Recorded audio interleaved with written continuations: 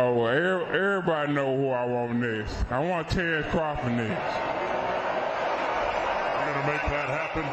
Huh? You're going to make that happen? Oh, definitely. That's the fight that I want. That's the fight everybody else want. Like I said, I'm going to get these straps that I'm going to go over there and take his shit too. All right. Errol, congratulations. Terrific fight this evening. Thank you, man. Down. Strap season. I know what time it is, baby. Terrence, I'm coming for that motherfucking belt. All right.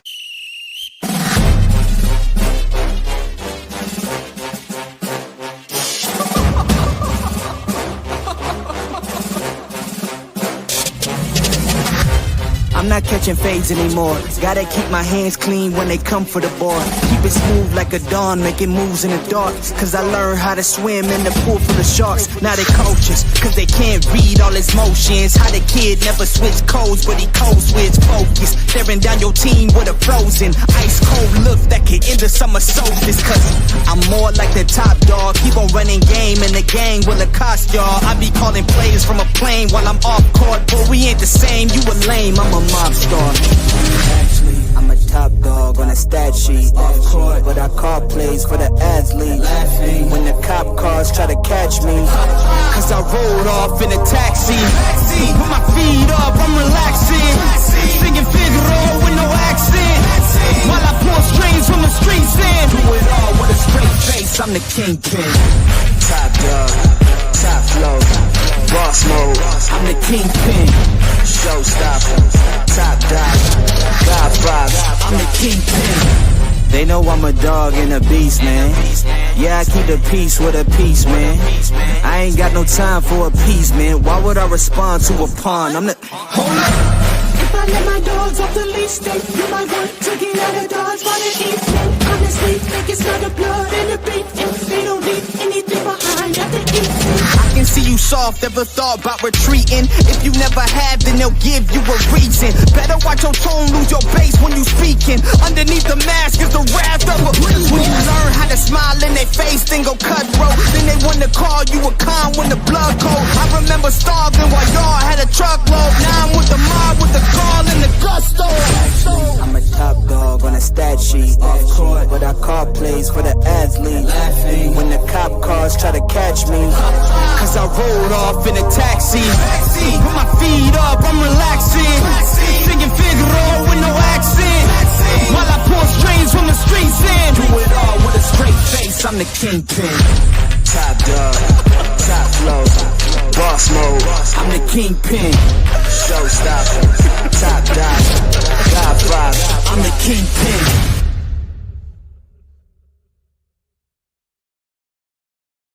Once again, welcome back to the channel, Full Kind of Boxing. You know how we do. You know what I'm saying? You know how we do. Just to look at how this fight is building up between Canelo and Terence Crawford, right? I'm talking about, man, I am having a ball listening to Tim Bradley go in, you know what I'm saying? And you know how dramatic this little frog can get on, you know what I'm saying, the mic and just say some of the craziest things. And I was listening to him, and you know, of course, this was like maybe a few days ago when Tim Bradley like kind of just went off on a rant, you know what I'm saying? And I love his little rants and stuff because, you know, he's such a little provocative little troll, right? Let's go ahead and listen to what I mean, I know everybody's seen it, you know what I'm saying, but we got to let your boy do his thing. Let me see if I can get in there. This is so funny. Hey, Canelo, you might. This is not my content. This is for educational content. This is for educational purposes. Okay, got to say that. Okay, let me play this. Hold on. You getting that price of 300? You getting that 300 work right now? That's what you getting. You ain't getting that. You getting that Bentley on the 13th. You getting that Bentley on the 13th, my boy. Yeah. Yeah, go ahead and play with that price of 300. You getting the real on the 13th. I promise you, man. Dude, this man is the first day I sparred this man. Trust me. I'm telling y'all, man, out there. Crawford is a different animal. Yeah, he's something like a Michael Jordan. He's something like a Kobe Bryant. He's something like a LeBron James. Yeah, damn it, he a GOAT. I'm telling y'all, GOAT. So I played that, and when I heard that, I said, you know what? Hey, Canelo, you might be getting Oh, that hold on. Chrysler I 300. gotta cut that. You getting that Chrysler 300 work right Okay. now. That's what you getting. Okay. So, I just got the idea. So now this sounds so damn familiar. What does Bradley sound like? Saying, and it kind of remind me of that First Blood, that Colonel Troutman, like when he was talking to the sheriff, and this is what I got from it. Understand? I didn't come here to rescue Rambo from you. I came here to rescue you from him. Well, we all appreciate your concern, Colonel. And we'll try to be extra careful. I'm just amazed that he allowed any of your posse to live. Is that right? Strictly speaking, he slipped up. You're lucky to be breathing. That's just great. Colonel, you came out here to find out why one of your machines blew a gasket. You don't seem to want to accept the fact that you're dealing with an expert in guerrilla warfare. With a man who's the best. With guns, with knives, with his bare hands. A man who's been trained to ignore pain, ignore weather, to live off the land, to eat things that'll make a billy goat puke. In Vietnam, his job was to dispose of enemy personnel, to kill, period. Win by attrition. Well, Rambo was the best. Damn, that was one of the best. That was like one of the best hype lines, saying in movie cinema history right there. I thought that's what I thought about when I heard your boy Bradley going off, saying he made your boy Terence Crawford sound like he was Rambo. Like my boy, like Canelo them drew first blood or some shit. I was like, this boy is crazy, man. But I love it. I love it. I think it's good for the hype of the fight. You know what I'm saying? I'm glad Crawford got some kind of hype some people behind him because he's gonna need it because Canelo, you know what I'm saying, his whole persona it just swallows up everything.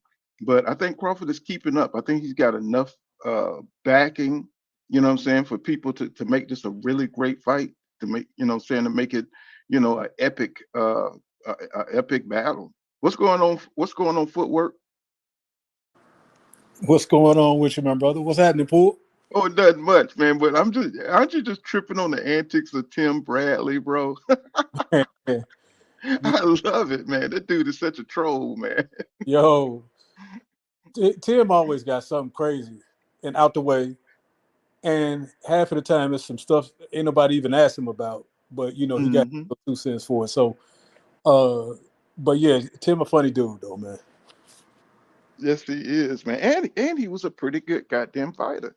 You know what I'm saying? And it's funny that he's talking about people who's ducking, and he ducked Earl Spence Jr. You know what I'm saying? He got the hell up out of there before Earl could get him into the ring. And of course, we know Floyd was behind that.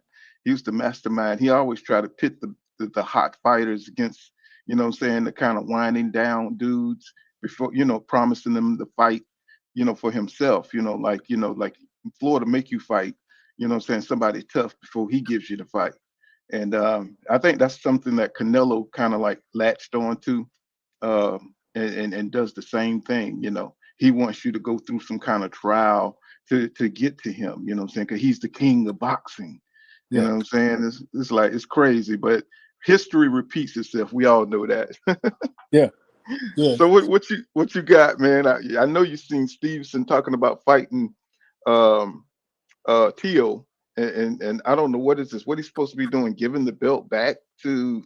I didn't understand that part. You know what I'm saying? Was he talking about coming up? But he said he's going to give up. He's going to beat Tio and give up the belt and go back down, I guess, is what he's talking about. Mm-hmm. Man, I don't really know too much about Stevenson's situation with that particular belt. And I'm really just kind of hearing about him really calling out Tio directly, because it seemed like these quote unquote four kings have, they never really got together like that. You know what I'm saying? And so Right. Stevenson is pretty far along in his career right now, where it's like, okay, can we get a few names? Other fighters gonna duck. You don't really have control over what other fighters might do. They can turn down fights and all this kind of stuff. So you can be forgiven for not fighting all the other champions out there, all the other big names out there. But man, you pushing up on 30. If you're not 30 already, can we get one good fight locked in? You know what I'm saying? And so, right. you know, it never really happened with Devin and some of these other guys out here. And so, you know, I'm glad he issued the challenge, but you know how T.O. is, bro. Right. He's gonna stay out the way. He's gonna Damn right. talk shit, You damn right. and he's gonna make sure he's not gonna fight unless he's fully prepared. Basically, he moves like Crawford did. You know what I'm saying? You know, he's just gonna fight because he wins the big fights. You know what I'm saying? He beat what was his name? Damn man, my damn memory. The last champion at 140.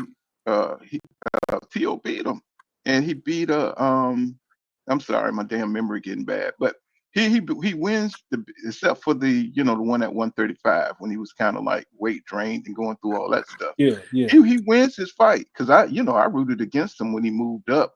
I didn't think he had the mental fortitude to win, and he's winning big fights now, but he's making sure that he stays safe. You know what I'm saying? He's not going to fight the Matias, you know. Right. But even though I think he'll beat Matias, tell you the truth, I don't think Matias got the speed to catch Tio. Tio is a pot shotter, you know what I'm saying? And he's strong. He's got power. I don't think Matias could beat him. I agree. Let me see.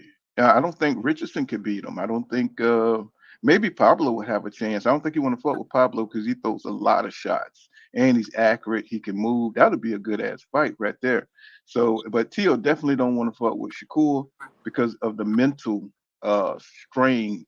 You know, you have to really think when you fight Shakur. Um, that would be a damn good fight, but I don't think Tio's going to touch Devin Haney. He's not going to touch anybody that he feels like got skills that can really nullify what he brings to the table. That's why I just don't even really think of Tio that much That's why because it's later for that dude. Yeah. Yeah, he's an opportunist, and then he likes to talk a lot of racist stuff. You know what I'm saying? He like to pop off at the mouth. You know what I'm saying? Even when he getting falumaloom by street people, this Yeah. dude left his daddy to get beat up. You know what I'm saying? Come on. It's like, who does that? Who leaves your daddy behind while you haul ass? So we know Tio, he's a different, what is he? He's like a Nicaraguan, what is he? Something like that. Some South Yeah. American, some way off place, man. And but you're so right though. He don't stand on that. It's one thing if you want to talk, hmm all your stuff about who you don't like and this race people, whatever. Okay, but like when Terence Crawford stepped to you face to face, where that energy at? hmm hmm You What's know, up? What's up, SJ Boxing Nike? What's happening, bro? And Bruce Gas Boxing and Jazz and more. What's going on, my brother? A real OG up in this space. Yeah, man. I'm just like just tripping on how the build up of this fight. I'm just enjoying it all.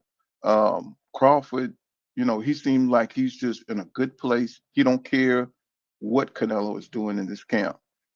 Whatever he's doing, it seems like he's standing on business as far as getting himself mentally prepared for this fight physically. You've seen his physique, right? His physique looked phenomenal, man. I know that doesn't like really tell the tale of the tape until you get in there and start taking those damn big ass punches. You know what I mean? It's yeah. like, I mean, he looks the part, and of course, and they all do when they get in there. But shit, we got to see what he looked like.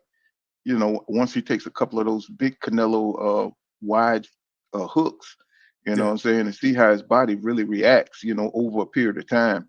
Because I believe Crawford could get in there and win 4 or 5 rounds easy. Just from Canelo making adjustments, trying to get his timing and that type of situation. Canelo's going to have to try to come on in the end because I don't believe he's going to be able to figure Crawford out that fast. Of course, Canelo got the stamina problems. He's going to really have to. He's going to really have to abide his conserve his strength. He can't go out there wasting punches against Crawford. And Crawford really might surprise us, by how he fight Canelo. Because I just kind of sense something crazy is going to happen with Crawford going to be right in front of Canelo, kind of like Floyd surprised everybody. Remember how everybody thought Floyd was just going to get bulldozed, and they thought that Floyd didn't have, wasn't going to have a power to be able to keep Canelo off him, and it was the complete opposite. He was just schooling Canelo all over the place. And then we might see a repeat of that. You know what I'm saying? Even define the conventional belief that a great bigger man beats a great smaller man. Or then again, you know what I'm saying? It might just, pan out that way. Canelo might just be too big for him. That's what makes this fight kind of exciting for me. Just to see everybody fall into different camps. I'm glad Boots is getting the experience that he needs, because I don't see another fighter out there that can really push his career to the next level. I think he needs this kind of connection and network and exposure. You know what I'm saying? I don't think no black fighters right now on top can do that for him.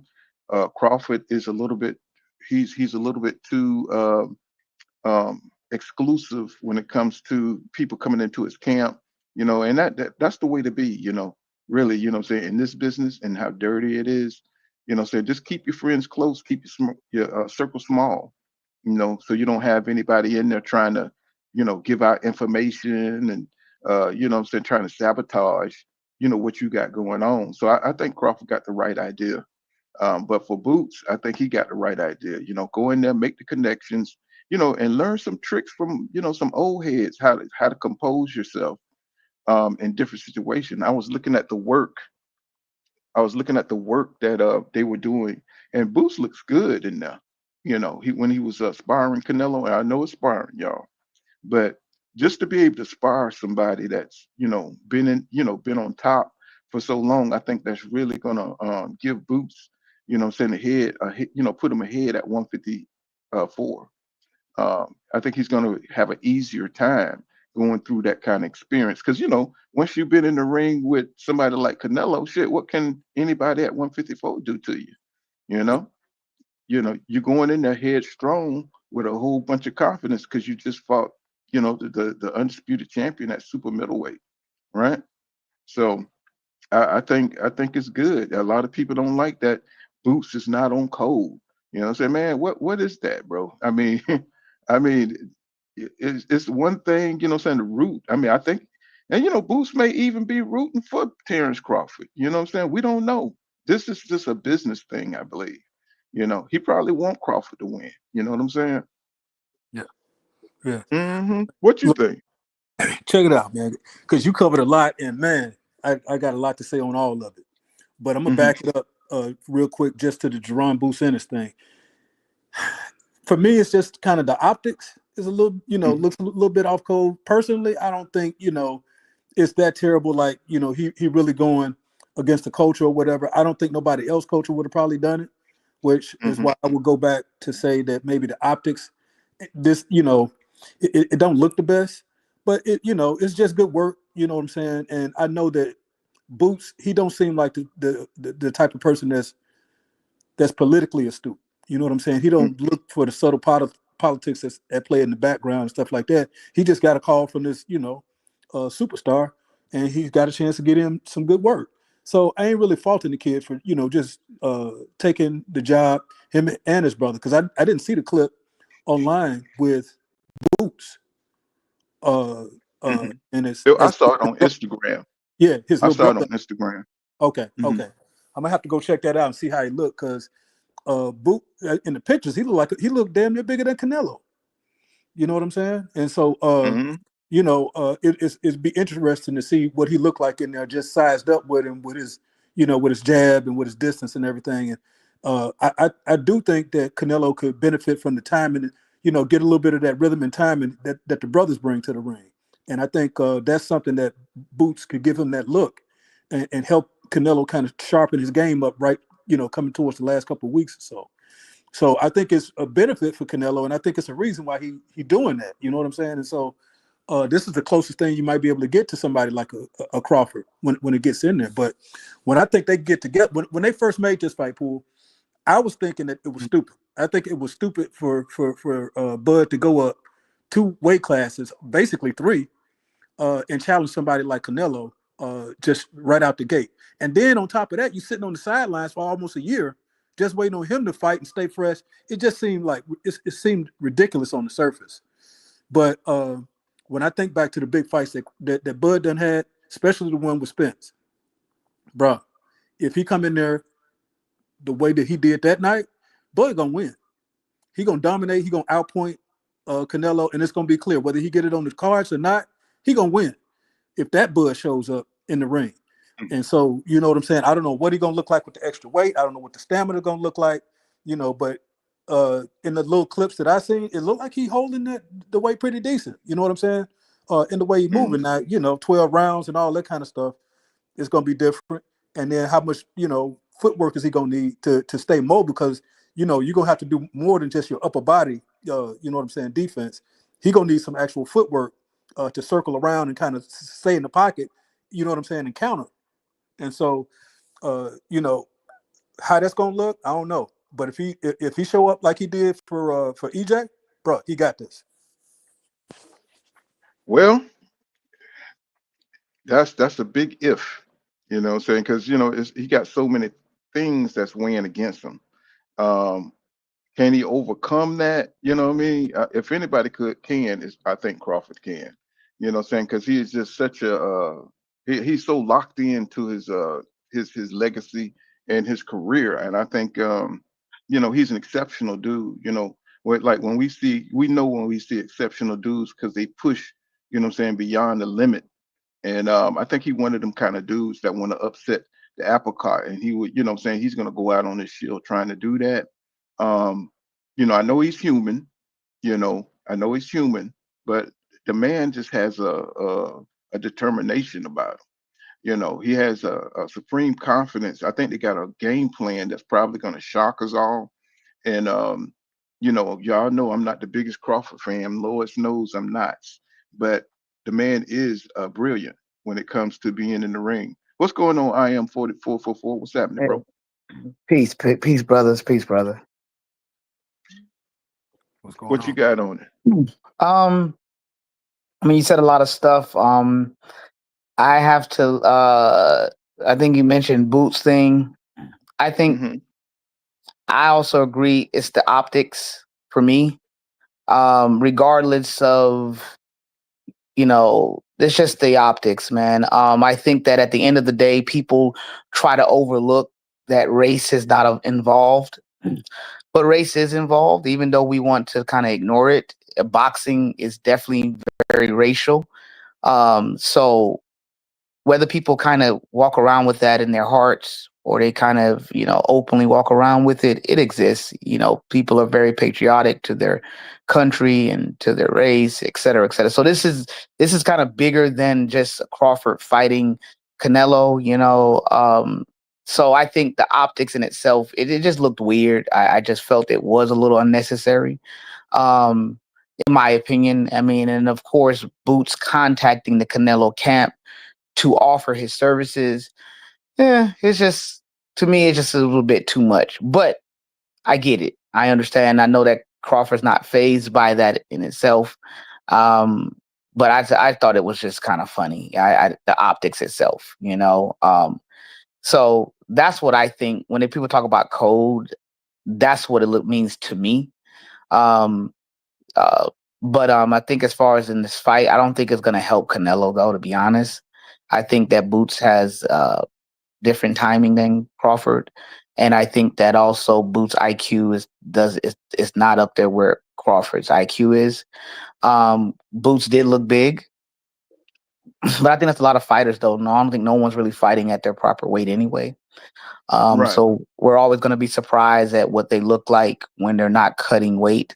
And that's what's going to make this fight dangerous, in my opinion, for Canelo. And I think that's what's going to shock the world, is that Crawford took one entire year, and people underestimate the art of preparation. Crawford's camp, they approach things from a scientific standpoint, and that's what makes them dangerous. Crawford's dedication to the art form is also underrated. The fact that he took an entire year to settle into to basically enhance his natural weight, because Crawford naturally walks around at about 165 or more, about 168, 170 possibly. So to take your natural weight, take an entire year to enhance that, you're sparring against heavier guys. You're working out with weight vests on. Like, people not even factoring that in. This guy is training in weight vests because his speed is going to be increased, his power is going to be increased. I think people are just going to be very shocked, honestly. And unfortunately, we don't really give credit to the discipline of people. We care more about popularity, how much tickets people sell, who's on their resume, rather than there's a lot of geniuses in the world that don't have exposure. That doesn't make them not a genius, and that's how I see Crawford. Unfortunately, Crawford just, is in a boxing game that's full of politics. So obviously he's not going to get access to the type of opponents that everybody uses, to say, well, he didn't fight nobody, et cetera, et cetera. Well, guess what? He's fighting Canelo. And when he beats Canelo, I think people are going to be shocked and it's going to be impressive. That's my take. Right here, we got a little bit of the footage of, Canelo and Boots sparring. And, Boots look as big as damn Canelo, man. I mean, that's one thing I noticed. The size ain't too far off. Well, I thought that was a little brother. Little brother? Right there in that clip. Boots. Boots Ennis. Let me see. Yeah, that's Boots Ennis and Boots Ennis' brother. I mean, that's Canelo and Boots Ennis' brother, I think. Yeah. Oh, is that that's the older brother, isn't it? It damn sure is. That's what it looked like. I thought this was him and Boots going at it. Let's see. Yeah, he don't move like Boots. He definitely don't. So I thought that was him and Boots. They got Big Brother in the title. Yeah, it sure does. Big Brother. I wonder why they didn't show your boy sparring. But this is the work they're putting in over there. Yeah. I commend Canelo. Canelo doing all he doing is the same shit. Yeah, this is why I don't think that is going to help Canelo. You really can't replicate, in my opinion, Crawford. I mean, people want to use the narrative, okay, switch hitting. I mean, okay, yeah, Boots switch hit, he's a switch hitter. Okay, cool. But outside of that, I guess it's kind of confusing because you never really hear about Ennis' big brother being a sparring partner. You know what I'm saying? Correct. You never hear about that. So this is kind of like, especially, he brought the whole family over there. It's like, what's going on? He's got the Rashid Ellis over there. Like my man was saying, damn, he just looked like all the black people want Crawford to lose. Yeah, no, the reality, that's why I say the optics. We want to act like it's fair game in this world, and I'm sorry, it's just not. So the idea that this is the biggest fight of Crawford's career. This is a statement. Whether people want to accept it or not, it does speak to race. It does speak to culture. And when you have someone going out of their way to help the opposing team, I'm sorry, it just don't look right. And not everything is about money. So for me, it's like, to me personally, that was a bit corny, because it's just principle in itself. Knowing the stakes. What do you think about this? What do you think about Crawford not giving him the fight? Crawford not giving who the fight? Boots? Uh-huh. Okay, that's the narrative as well. We all know that Boots, before Crawford fought Avenesian, you heard it out of Bozy Ennis' mouth. He said that that Crawford wanted the Boots fight, but they were going in different direction because they were loyal to Showtime. He said it out of his mouth. Bozy Ennis said it out of his mouth. That's what led him to fight Avenesian. He wanted to fight Boots instead of Avenesian. Okay, so you saying it's it was Boots them team that dropped the ball on that. Yeah, this came out of Bozy Ennis' mouth itself. Just No, not I, gonna take I my know word for I it. know Yep. what you're talking about. Yeah. I know what you're Mhm. talking about, but also, he called Boots directly on a show, and they You talked talking about about it. you talking about Gilly? You talking about Gilly? Yeah, They talked yeah. directly And to each other. and you heard Boots' response. You giggling, laughing. Crawford told him very direct, like, "Don't lie now." I mean, let's not do that. Like, so when have you been? The reality is that, and it's okay because I understand marketing.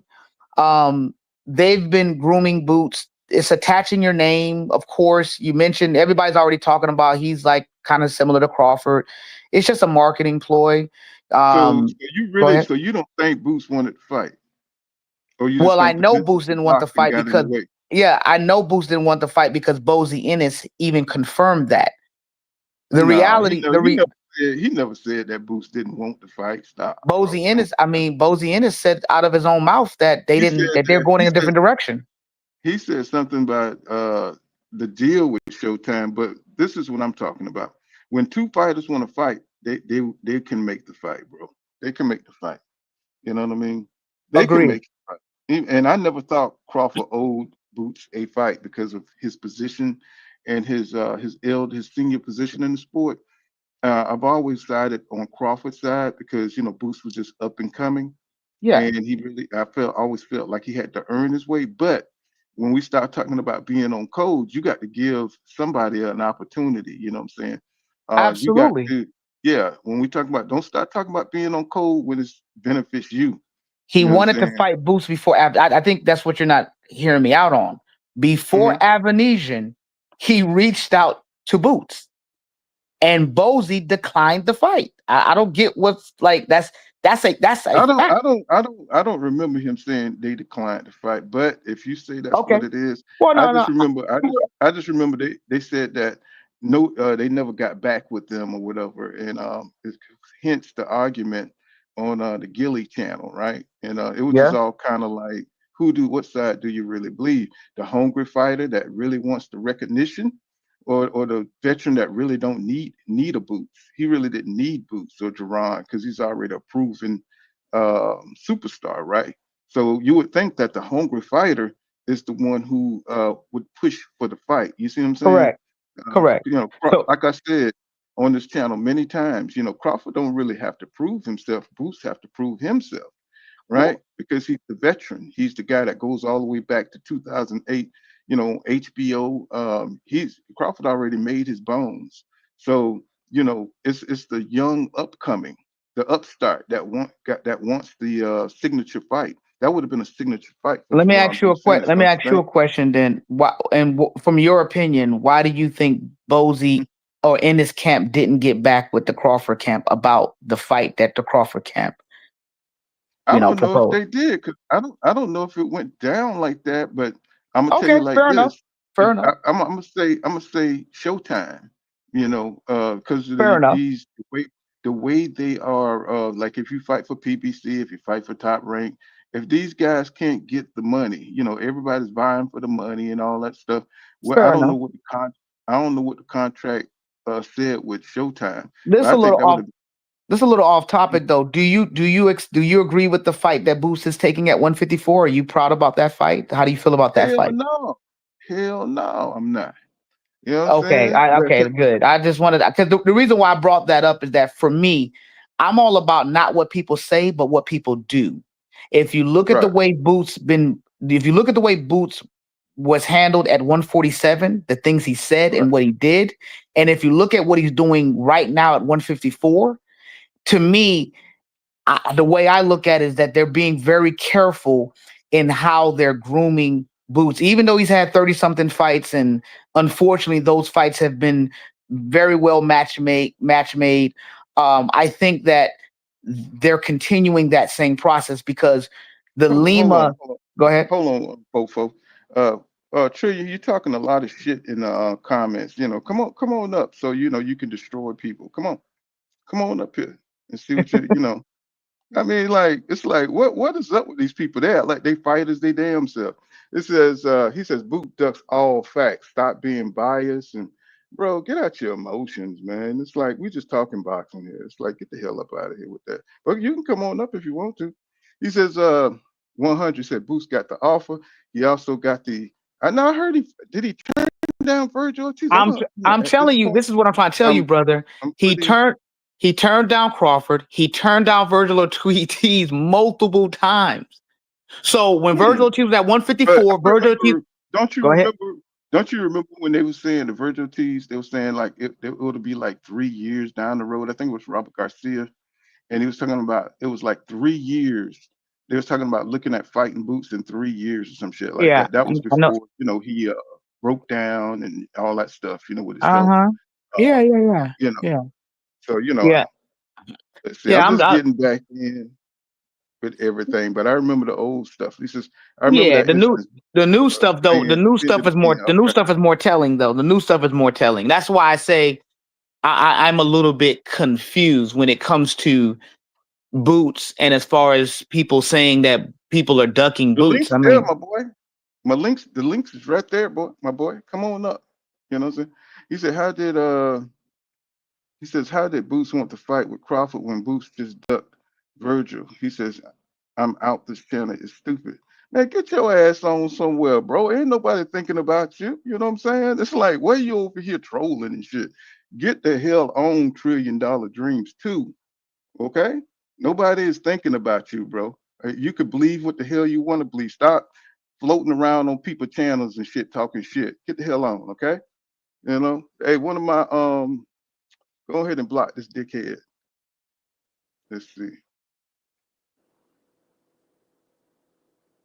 But yeah, I mean, like I said, Showtime, I know Boots, he went through a lot of promotional issues. He ended up with Eddie Hearn, which was a big disappointment for me because I knew Hearn wasn't going to be able to match him up well with nobody.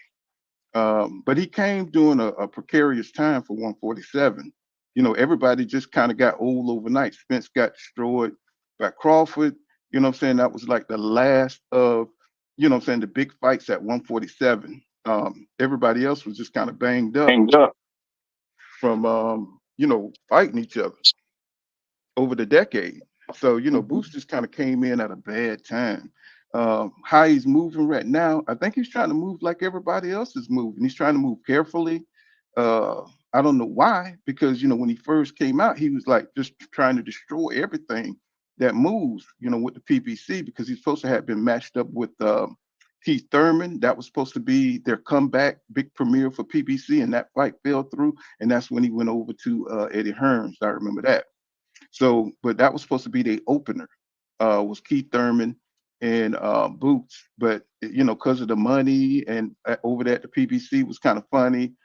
It never did. It never did arrive, and then he ended up going with Matchroom.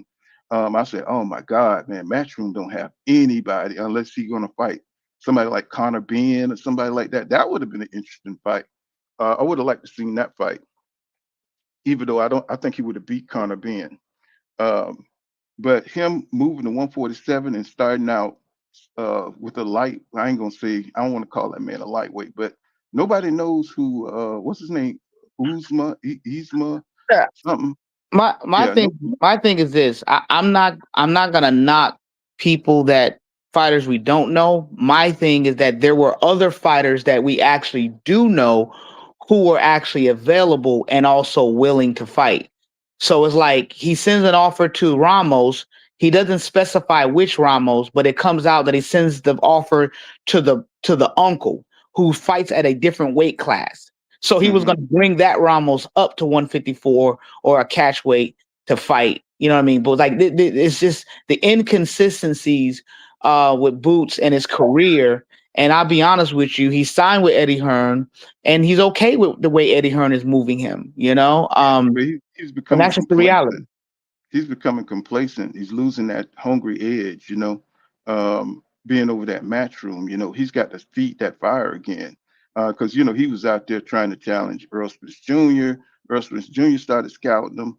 You know what I'm saying? He just got to get back on that trajectory where he's fighting against the best. I, 154 is so packed with so much talent. It's gonna come out. It's gonna come out. I Um, think the Chuka Dan fight is what caused Matchroom to really kind of slow down a little bit. And whether people want to accept it or not, that Chukadan fight that he fought the guy twice, I think was more telling than people would like to believe. And I think that just and I think Matchroom is just about getting their investment back. So that's why they're, Well, utilizing.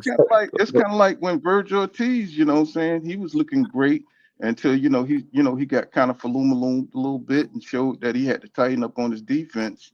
And he was calling out Crawford. He was calling out Crawford. He was, you know what I'm saying? He was saying all kind of crazy shit. Like, like he was just gonna bulldoze everybody at 147. Then he got hit by Green Machine.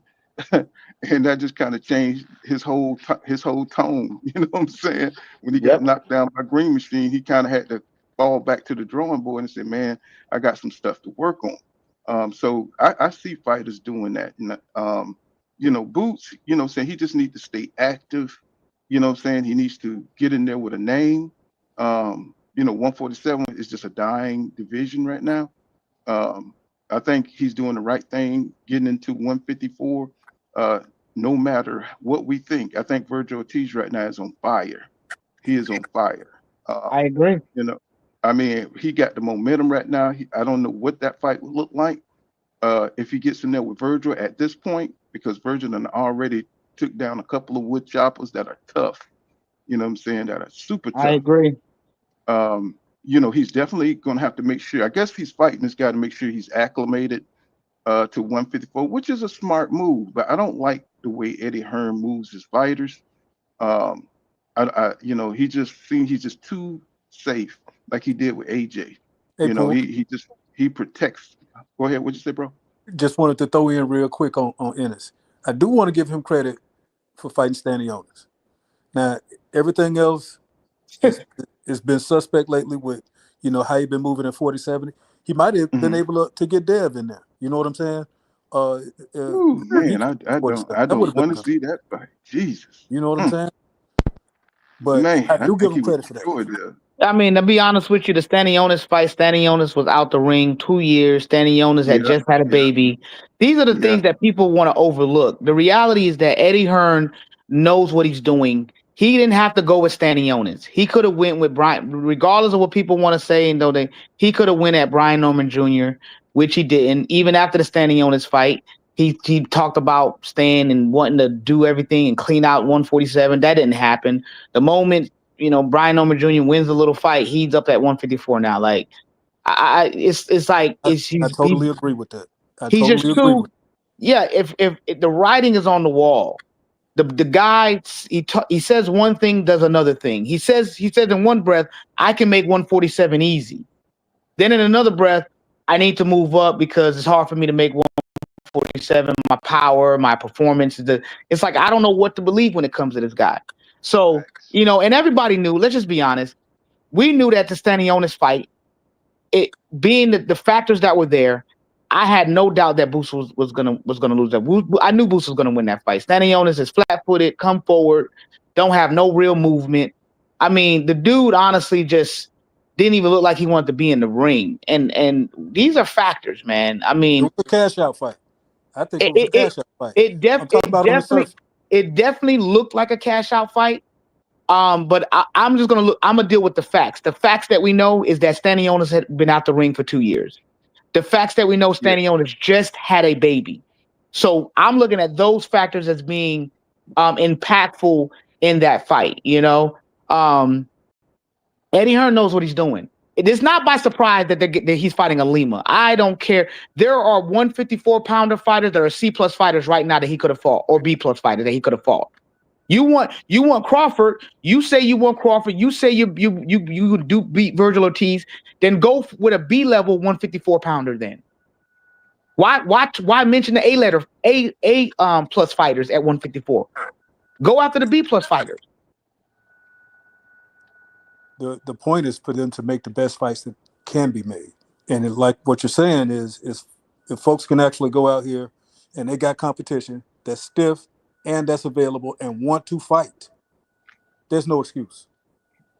There's no excuse for taking the easy route. And we all, we ain't going to bring Tank or nobody else into the conversation at this point.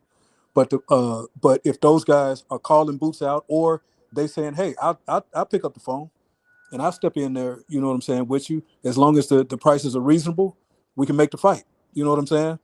Uh, and there's way too much competition at 154 for him to be fighting somebody. We got to go to it, the dictionary to try to figure out who this guy is.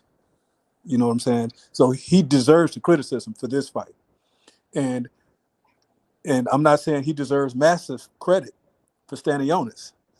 But out of the fights that were available at that particular time, and folks who were wanting to step up and wanting to mix it up or whatever, he was a peer, regardless of how long he'd been into the ring, because you can criticize a lot of these guys' fights in that regard of where their level is at by the time they step into the ring with somebody. But he had a little bit of a name, and he was more or less considered a peer, you know what I'm saying, in terms of when, how long he'd been, in the sport and what he's accomplished up to that point in his career. I'm not saying it's going to last long at all for Boots, because there's way too many good fights out here for him to be fighting. He could have fought somebody better if they was available and took the fight, or, you know what I'm saying, right now he could have fought somebody more dangerous and with a bigger name. I totally believe that. I think he should have fought Israel Madrinov or one of those Oh, wood chopper boys. I think that would have dangerous, been a hellacious fight. Yes, dangerous. totally dangerous. But they're moving him safely. Of course, Stanionis, he made more money not taking fights. What I'm saying, staying out the ring. They paying him, what I'm saying, not to fight. So, of course, he's rusty. That's a big problem in boxing today. These guys are taking too long layoffs, and when they come back, they got to take warm-up fights in this kind of situation that's going on in boxing. Errol Spence Jr., he was definitely, guilty of that, staying out the ring too long. Just not sharp, coming back 80%, getting into accidents, this kind of stuff. These guys got to take better care of themselves and fight more often. And I think they'll be okay if they stay active, and that's the problem. Once they out the ring, we don't see them a year later, and they got to come in and they got to get their timing back together. You can see the hunger fighters like Abdullah Mason, who fighting 5, 6 times a year. Of course, he's trying to build his name, but at the same time, these other fighters, they don't have to fight 6 times a year. They can fight 3 times a year, maybe 2 times a year. You know what I'm saying? That'll be enough, to keep your skills in order. Um, we just boxing is had a little down period, but it's picking back up again, I see. And of course, 154 is leading the way. Boots, I'm glad he made the decision to get out of 147 because he just wasn't doing it down there. Even if he became undisputed, it would be a weak undisputed title. You know what I'm saying? Because he don't have the names. You know what I'm saying? He don't have the rivalry down there. So I think at 154, he's gonna find some real stiff competition to prove, what I'm saying, who he is and to represent Philadelphia to the fullest. Because I do think the kid got it. It's just that he's got to get in the mix.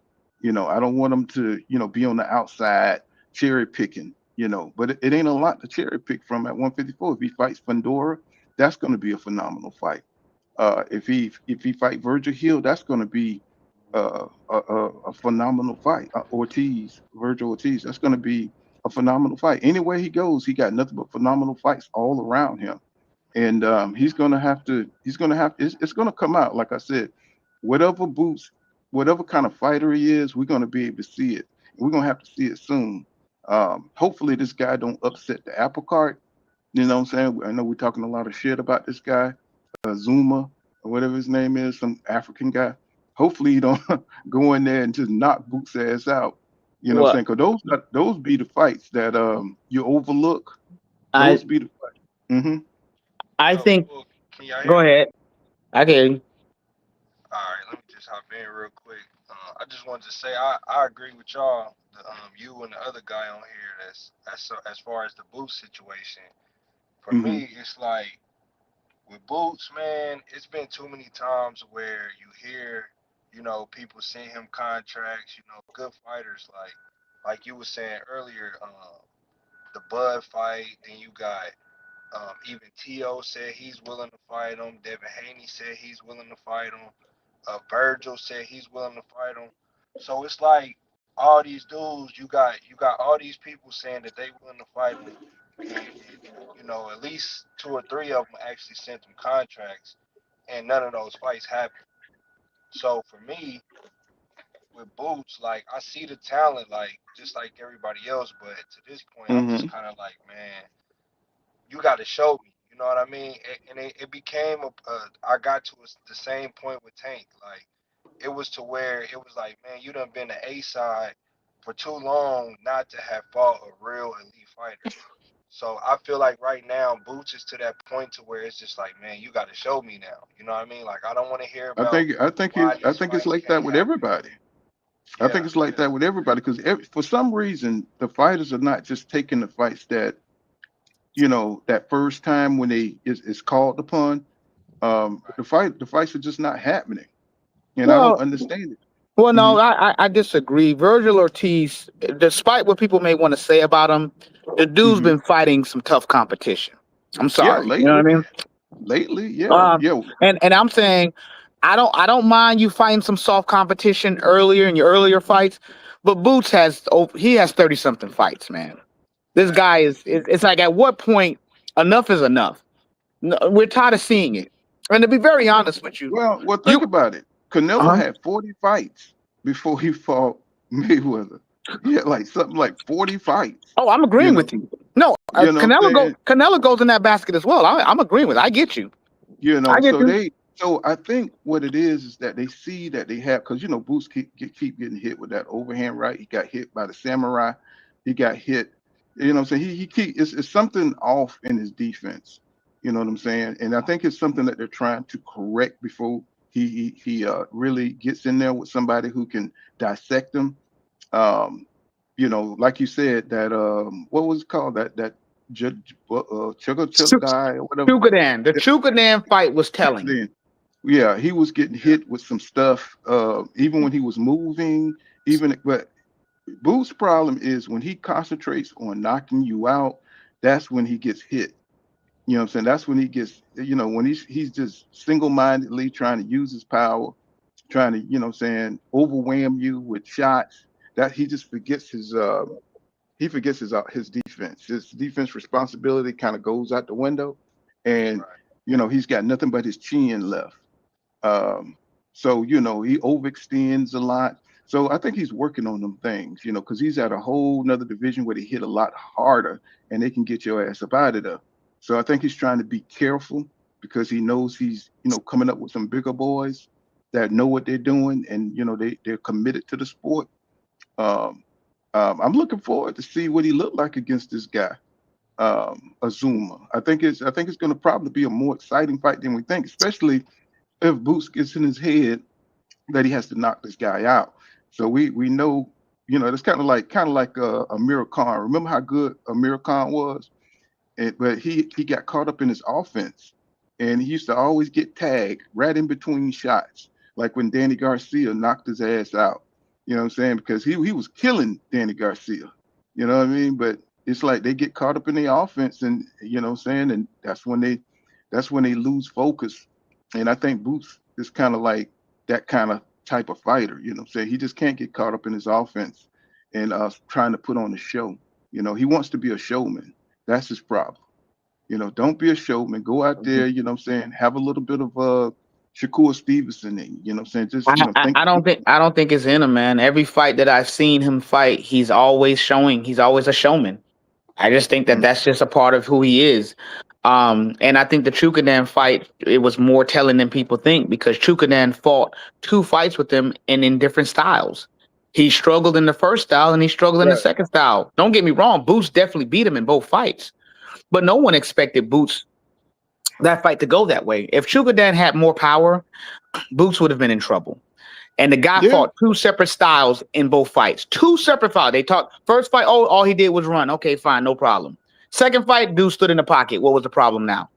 You see what I'm saying? So it's a little bit confusing. I think that Boots, unfortunately, like the gentleman was saying, it's time to show people.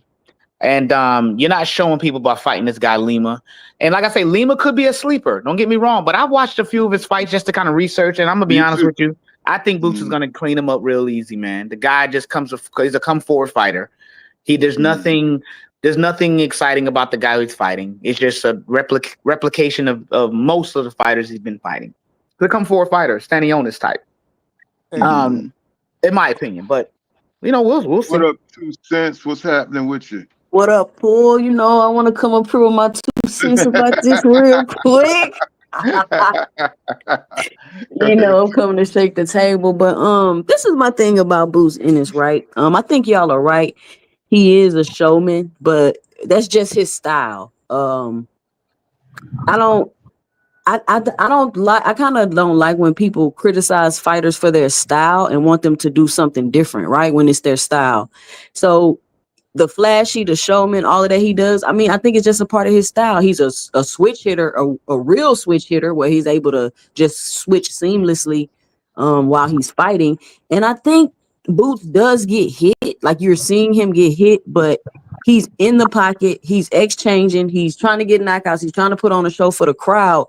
But if you look at Boots, he's lost a total of 4 or 5 rounds his whole career.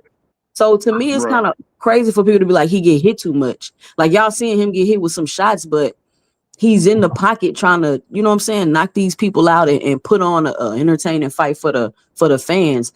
I think that it's weird that the narrative around Boots is he ain't fought nobody and he ain't did this and he ain't did that. But when you look at Terence Crawford, his resume and the people he fought is kind of the same thing, especially at Boots' age. Terence Crawford didn't really get big fights and quote unquote tough competition till he was 35 years old. So I think that how did the narrative go from everybody ducking Boots to now all of a sudden he ain't fighting nobody, he a duck and he ain't doing this and he ain't doing that. But when you go to Terence Crawford, who's constantly accused of not fighting nobody and having a bad resume, that don't be the same narrative. The difference though is this though. Oh, go ahead. You can respond. And he's a unified champion. Not to mention Boots is a unified champion. So when he was trying to get undisputed in the division, everybody loved belts. That's all we hear about is legacy, legacy, legacy. He was trying to quote unquote get legacy, but all you kept hearing people say was he need to fight a name. He need to fight a name. It's like these people want to criticize fighters from the opposite of what they telling y'all they want to do. Yeah. Well, the problem is that once you fight a great fighter, once you fight somebody worthy, like he fought Errol Spence Jr., it erases a lot of that. You know what I'm saying? Once you get the opponent, once you get that rival, that guy that puts your name up there and likes, you fight somebody, everybody you want to see you fight. You know what I'm saying? That kind of erases a lot of that because, you say, man, Spence, he went through the division.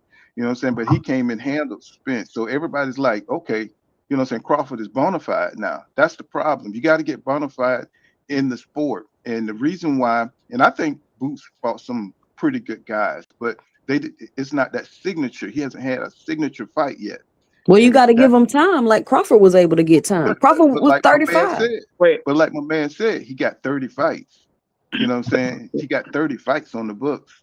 So, fighters are watching that. The boxing world is watching who you're taking in the ring. At this point, we know who Boots Ennis is. We know what he can do. He passes the eye test. So now we don't want to see him fight nobody less than. And right now, 147 don't have that signature fight for him. So he got to move up to 154. Go ahead, bro. Also, just another like Top Rank ain't had that signature fight for Bud, but he went right on back over there. Another difference, though. Another difference, 2 cents, is this though. Crawford was legitimately avoided. No, he was not. Hold on. Let me finish. Crawford.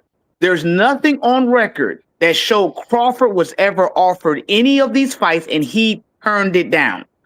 It is on record when it comes to Boots. There's been several fighters that's been trying to fight him, and he doesn't want the fight. He don't want to pay. He don't want to pay certain people for the fight, and he's declining certain fights. So that is the difference. We're acting as if Crawford was avoiding fighters. No, Crawford wanted the smoke. He avoided them by re-signing the Top Rank. What are you talking about? Come on, that's a narrative that we need. Okay, no, that's not a narrative, bro. Come on, that is not a narrative. No, when I say a narrative. Go ahead. When I say a narrative, let me be clear about that. The promotional company that you're with has nothing to do with making the fights. It absolutely does, bro. Okay, so So why do we see cross promotional fights all the time? You will see cross promotional fights, but it's situational and it depends, bro. It's certain fighters on that cross stuff. And, you know, if somebody somebody talking in the background. Hold on, I'll say somebody talking. Hold on, JB. Hold on, I'll get you in here, JB, real quick. But what I want to say, yeah, that's a false. You know, we knew Top Rank, you know what I'm saying, was keeping their fighters away from certain fights. You know, they have certain guys, you know what I'm saying, that they're gonna protect. They only had so many welterweights. They didn't have none of the PBC welterweights. So, you know, I thought when his contract was up, Crawford was going to enter the fray over at the PBC, and everybody was waiting for Crawford to make that move. I was so angry with Terence Crawford when he went back to Top Rank because I knew that he wasn't going to be able to fight Danny Garcia, Keith Thurman, none of those guys. So it's not a narrative. It's not, you know, he actually went back over there. But look what he did. You know, in the end, it worked out for him because he got to preserve himself. You know what I'm saying? He didn't have to go through the gauntlet until they, you know, got to the end of their careers. Because, you know, look at my question though is and, that and Crawford turned down Virgil Ortiz. Crawford turned down Fandor. What you talking about? Crawford ain't turned down no fights. He's turned down plenty of fights. Crawford didn't turn down Fandor. Nor did he turn down Tim Tszyu. Nor did he turn down Virgil Ortiz. This is stuff. Yes, he did. Once again, that's a narrative. That is an absolute it's not. Narrative. Turkey said he offered Crawford the Virgil Ortiz fight. He said he didn't want it, bro. What are you talking about? And it was not all this hoopla that Terence Crawford don't want to fight Virgil Ortiz. But when Boots don't want to fight Virgil Ortiz, the whole boxing world turned upside down. So once again, so you're telling me Fundora. So when Crawford beat Spence, what was the game plan at 147? Let me tell you what happened. And I know for a fact because I'm in the gym with one of Samson fighters.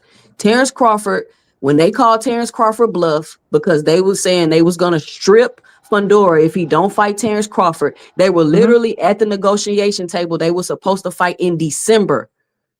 Oh, okay. But they did not because Terence Crawford walked away from negotiations. Fundora got an interview out saying that Terence Crawford decided to go another direction. So I guess Errol Spence getting in the ring and saying that the next fight was going to be Fundora and him talking about the big fish. That didn't happen, right? Do you know what happened after that? They took they took Errol Spence out of the rankings and they told Fundora if he doesn't fight somebody in the top 10 or whatever it was, they were going to strip him. And so he decided to go ahead and negotiate with Terence Crawford. They were supposed to fight. They were negotiating for a fight in December because the fighter that I know was supposed to be on the undercard of that fight. But Terence Crawford walked away from the negotiation table and decided to go do something different. So the injury that Fundora and all that stuff and the whole prolonging and all that stuff, that didn't exist, right? How long was Fundora out the ring on the supposedly getting healed from the Tim Tszyu fight? Listen to what I'm telling you. I'm in the gym with one of Samson fighters. Samson also manages Fundora. The fighter told me he was supposed to fight on the Terence Crawford Fundora undercard in December. They were in negotiations for the fight right now. I understand what you're saying. I don't have an argument for that because I'm only going by what I saw Samsung report to the media, what Fundora reported to the media, and I looked at the actions of Fundora. I looked at the actions of Tim Tszyu. I looked at the actions of every other fighter. After he beat Errol Spence, he wanted Charlo. Charlo ran up to go fight Canelo. We all saw that. Okay, Charlo never came back. Okay. We saw him. The next thing on the list was Fundora. Next thing you know, Tim Tszyu. Remember, Tim Tszyu backed out of it. He didn't want to deal with Turkey. We forgot about that. Next thing you know, Tim Tszyu and Fundora is scheduled to fight. We forgot about that. After that fight, next thing you know, Fundora is hurt and he's out. He gets a leave of absence almost to kind of duck the smoke. I mean, the reality is that we saw how it was moving. PBC was already declining. PBC needed every little bit of fighter that they had on their roster. That's the bottom line. And also, when I was talking about cross-promotional, we're acting like Top Rank and PBC never worked together and never have made fights together. We've seen it all the time. You don't have to sign with a promotional company to be able to fight. That's just the bottom line. It's just that people, that is the narrative that I'm talking about. The idea, Canelo went over there. Canelo had a few fight deal. Didn't he have a few fight deal? He didn't have to give his soul over to PBC in order to fight over there for PBC. No, the bottom line is like, this was just another tactic to avoid. The bottom line is, if you got a belt and I got a belt, we can fight. Let's come to terms. It doesn't matter what promotional company you're Whose with. tactic was it to avoid, though? Whose tactic was it to avoid? Was it Terence Crawford going back to Top Rank, knowing even if the fights could be made, it would be very, very difficult? Whose tactic was it to avoid? Like, what are you saying? Do you remember when Tim Tszyu went over to go to PBC because he was in line to get the Charlo fight? You remember that? Remember he signed with PBC just for the Charlo fight. Remember that? Did he get the Charlo fight? The answer is no. Do you get what I'm saying? The bottom line is that people make decisions. Tim Tszyu never signed with the PBC. He's affiliated with the PBC. Remember he did a deal. Remember he came over to the PBC to fight Charlo. Remember the Charlo fight was supposed to be within his. Okay, never mind. I'll step back and listen. It's okay, you know what I'm saying, because the business of boxing always gets in the way, bro. It's whether if the money's not right, these fighters are not going to go for it. You know, Crawford is hard to negotiate with, bro. He is difficult, very, very difficult, man. He will walk away from negotiation table, whether it's for a tactic to get more money. We've seen it with the Spence fight. That negotiation was hellacious. You know what I'm saying? I mean, everybody was just waiting. And still Errol Spence got paid the most he's ever got paid. I'm not disputing that, but what I'm saying is, what I'm trying to show you is that Terence is hard to negotiate. Everybody says that. The coaches, I mean, everybody, you know, he's just a hard man to negotiate with. To make a fight with Terence Crawford is difficult, man. I'm not saying that he's scared. He's just a hard negotiator, bro. You know, and none of these fighters, if the money ain't right, they ain't gonna jump in that ring, bro. If it's something, if the gloves, they don't get the color gloves they want, if the ring size ain't right, you know what I'm saying? You know, if they don't like the banners, you know what I'm saying? Whatever it is, it's hard to make fights these days. You know, they don't just believe in getting in there and you know, setting down a few fundamental rules. No, they're down to the detail now. They want the t-shirt sales, they want everything. So, you know, it's just hard to say why some of these fights didn't happen. It ain't just simply that they was avoiding it. The business of it on the back end is important too. You know what I'm saying? To these fighters, they're a lot more business savvy than the fighters of yesteryear. You know what I'm saying? Yesteryear, they just tried to want to get it on, but and they lost a lot of money. They left a lot of money on the table by not knowing the business side. But these guys are a lot more savvy, and it's really frustrating. That, you know, whatever, you know, like Eddie Hearn, you know, saying he lowballs everybody, and then he says they ducked. You know, saying you know, your boy for Top Rank, he did the same thing. He you know, he offered you to fight, lowball you, and then, you know, once you don't want to fight for that shit, you know what I'm saying, he says you duck. You know, I said, no, I know my worth. I know I want to fight for more money. The fight is worth more than that.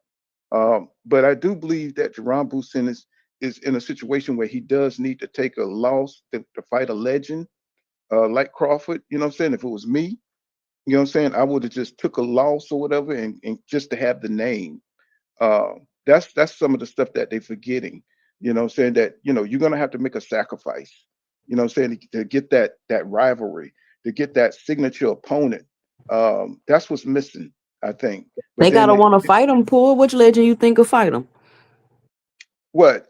Boots? You Yeah, talking about? yeah. Yeah, like you said, they gotta want to fight him, but the money. But look, if the money's right, I think they'll fight anybody. 2 cents. You know what I'm saying? But right now, Boots just don't have nothing to offer. Like Crawford said, he don't have anything to offer. That's why he skipped a whole lot of names. I think his legacy would have been awesome. You know what I'm saying? Even, you know, a lot more people would have supported Crawford. You know, say if he would have beat Virgil Ortiz, Boots, you know what I'm saying, that would have just made his, you know what I'm saying, his reputation explode. But, you know, Crawford said, shit, you know, I'm already a legend.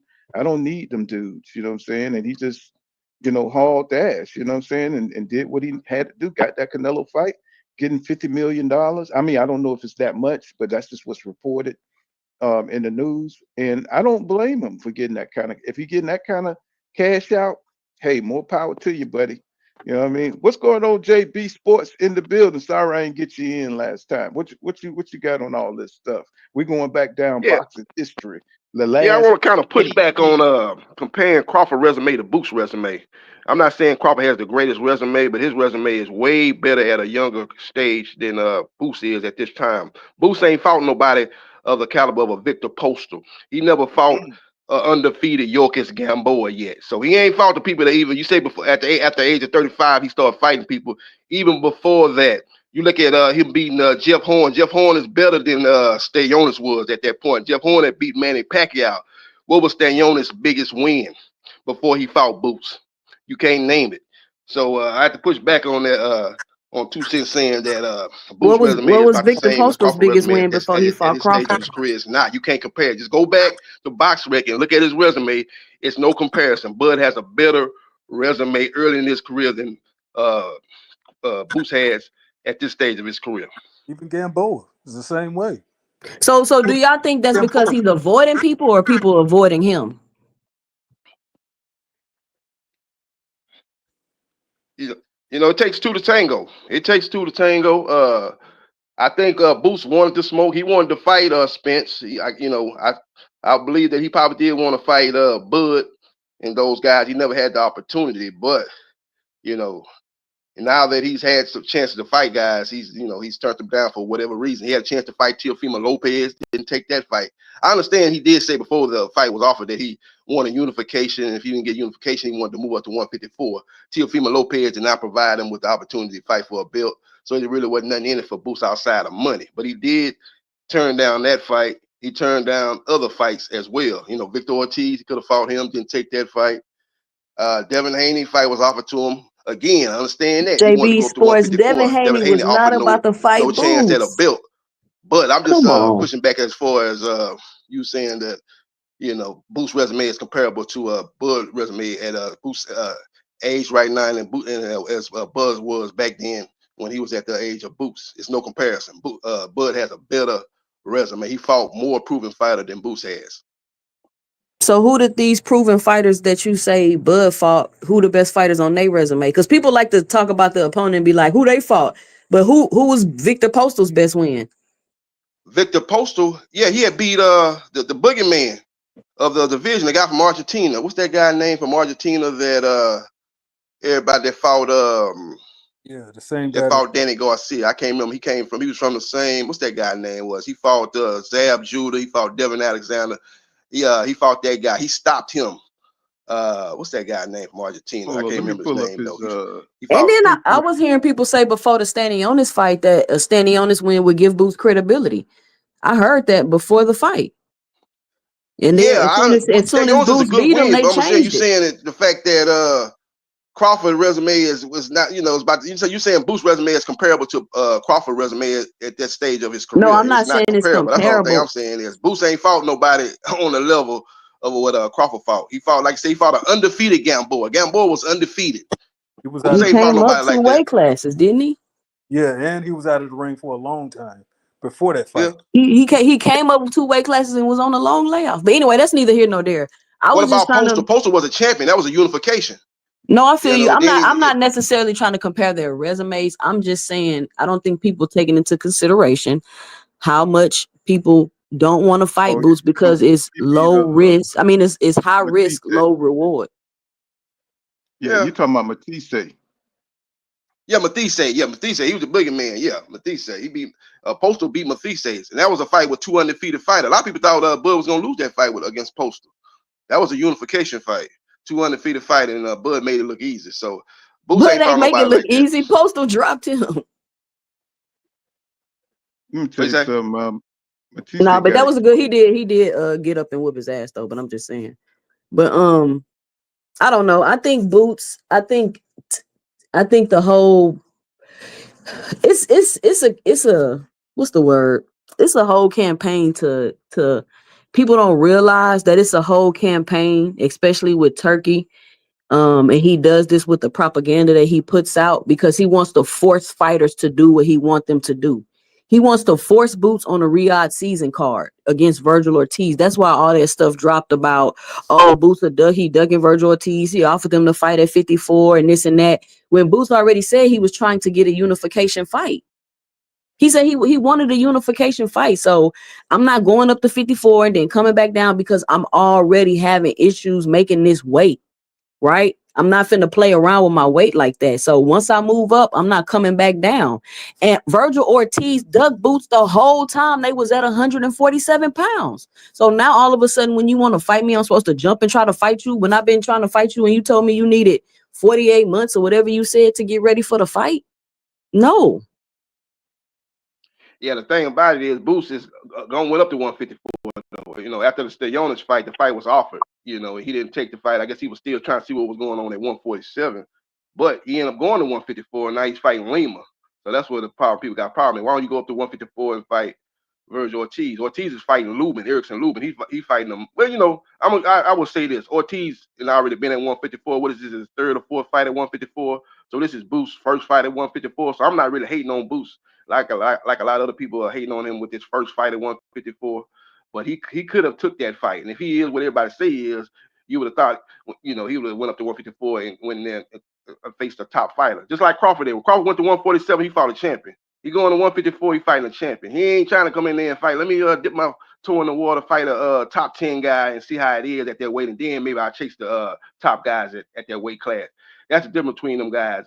When Crawford moved up, he's fighting top guy. He's fighting champions. He ain't trying to dip his toe in the water like Boots is. But, you know, I'm not hating on Boots for doing that. You know, I think that's probably his dad doing that. They trying to test the water at 154. I think he's got in his career.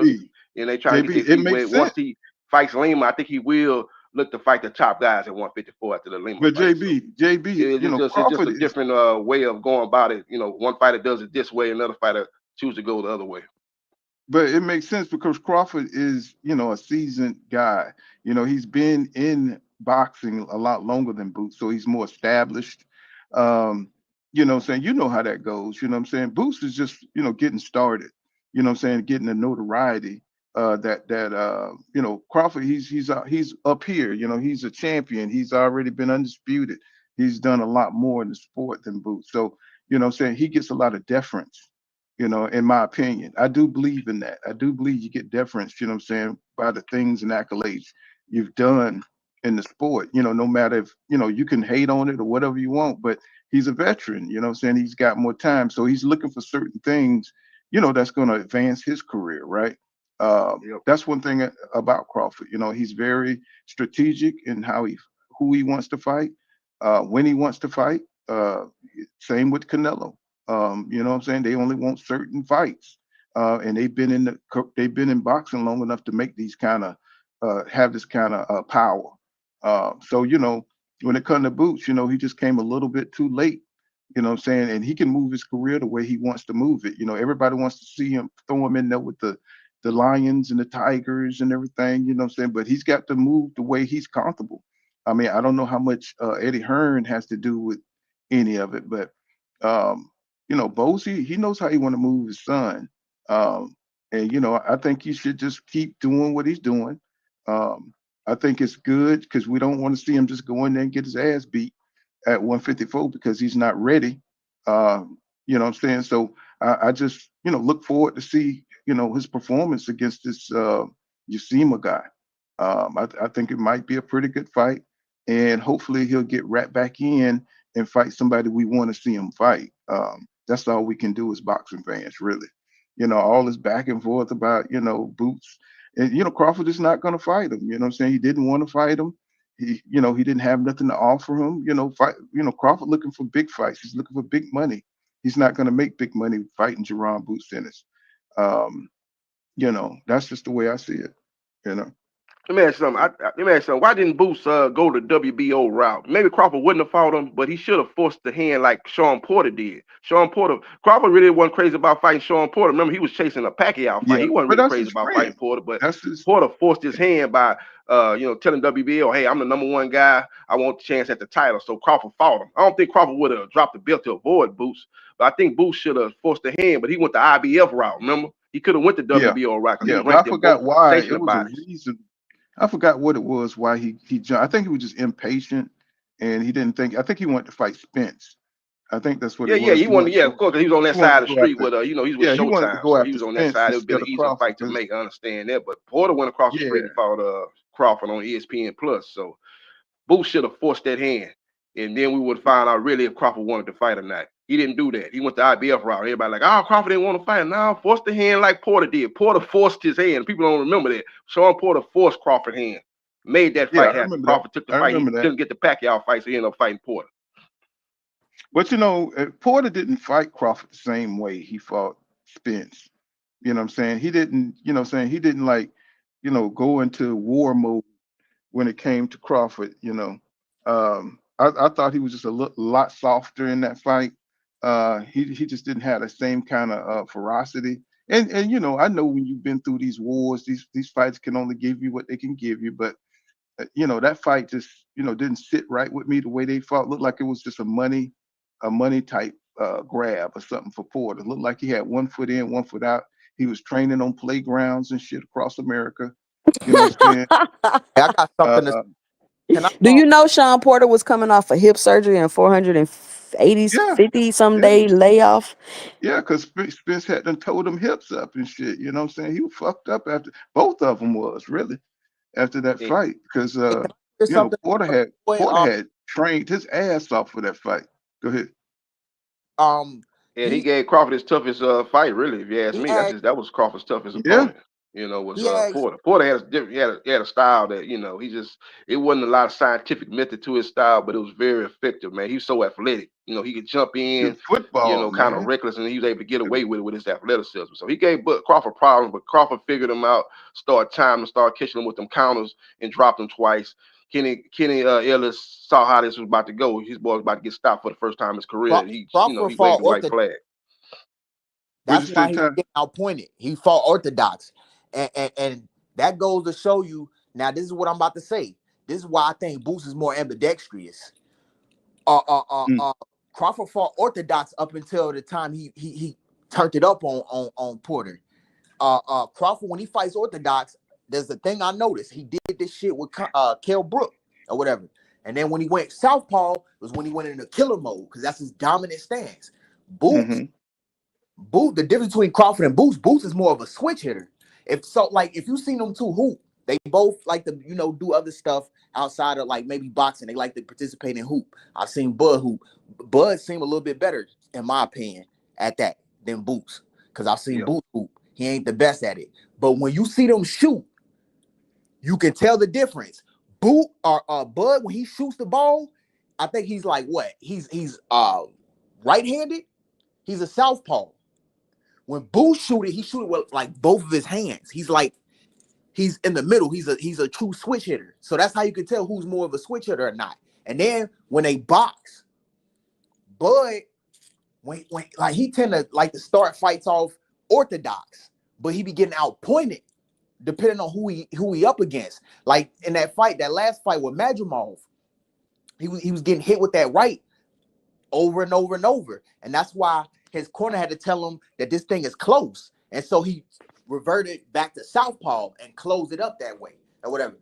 Boots, when he fight orthodox, he's just as lethal. When he's fighting he's just as lethal as when he fights southpaw when he fights orthodox. And the thing about Boots is you don't know when he switches a lot of times until like last minute or whatever, because he do it in between combinations. It comes easy to him. You know what I'm saying? But he switches from orthodox to southpaw when he realizes that orthodox ain't giving him as much success. You know what I'm saying? Because southpaw, by definition, how he uses it, that's more of his dominant stance. That's where he kill niggas at. Is when he goes southpaw. Like he a bad motherfucker when he goes southpaw. I mean, he good orthodox too, but he be getting outpointed. He easy to touch. Southpaw, he be fucking shit up. He be tearing stuff up. Boost, it don't matter. It don't matter if he goes southpaw or orthodox. He's gonna tear you up with when he go to his right or his left. It don't matter. So that's the thing that I wanted to get out the way in terms of when I be saying that Boost is more ambidextrous. You know what I'm saying? It don't matter or whatever because he a true switch hitter. Bud is a southpaw who can go left. who can go orthodox. Well, who do you think got the better critical thinking skills when it comes to, sizing up, what I'm saying, your opponents and breaking them down mentally? You know what I'm saying? Who you think has, the better critical thinking skills, the boxing IQ? I mean, I'd give the slight edge to Bud in terms of the IQ because he got more experience. But Boots has a pretty damn high IQ too. The thing about Boots is he performs based on the level of opponent that's in front of him. That could be a and a curse. Sometimes he fights down to his competition when he know damn well he's like way up top from the guy he fighting, and it pissed me off sometimes. So I would give Bud the edge in that, the IQ. You know what I'm saying? He don't really fight I think he sort of did it against Madrimov in a way. Like he shouldn't have really struggled with Madrimov. See, Boots and Madrimov, that's not going all 12 rounds. That's not. And Boots I think the difference is I think Bud's a better finisher. He's a better finisher than Boots. You know what I'm saying? When Bud, goes to knock you out, he's gonna come to knock you out. But Boots, you know what I'm saying, he's a little off. He's gonna try to knock you out, but he's gonna get hit a lot. You know what I'm saying? He abandons his defense responsibility. I think because Crawford throws in combination. He throws in one. Say what now? So okay, what you saying ain't totally off, but it's sort of off. You alluding to when he fought Avanesian and he was walking him down and he was getting hit a lot in that fight, right? No, I'm talking about in all his fights. You know what I'm saying? When Bud tries to come in and knock you out. No, I'm talking about name the other times Boots has done that other than the Avanesian fight. Because Bud, I could argue Bud gets more touched up than Boots. I've seen Bud. I'm not saying that you don't get hit.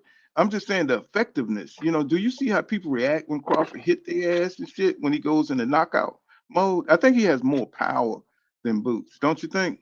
Don't you think, Buck, because of the speed that he possessed and the timing that he possessed? I think we haven't seen how much power Boots have because he's been sucking down so much weight. I think that played a role too. I think Boots is the more explosive puncher, but Bud is the sharper. Like he a marksman. Because that's how Tank knock out motherfucker. He's sharp, man. I mean, he's sharp, fast. But Bud don't got one punch knockout power the same way Boots don't got one punch knockout power. They both hit hard as a motherfucker, but Boots, the thing about Boots is, and I think Van like they compare Boots power. B-Dog in the building. What's up, B-Dog? Go ahead, bro. They compare Boots power to Spence. Now one guy saying this, but the guy I think it's Chris Van Heerden. What's his name? Chris Van Heerden? Yeah. Chris Van Heerden. White guy. Yeah, he compared Boots and Spence power, and he said Spence, like when he hit you, it's more of a sting or what have you.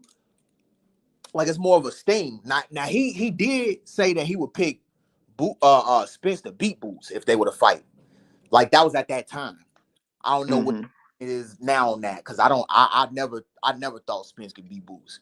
I always had Boots beat Spence or Crawford, but that's just my opinion. Well, you about to get kicked off this panel talking shit like that. But God damn. But Van Heerden said when Boots hit you, it feel like he could knock you out at any moment.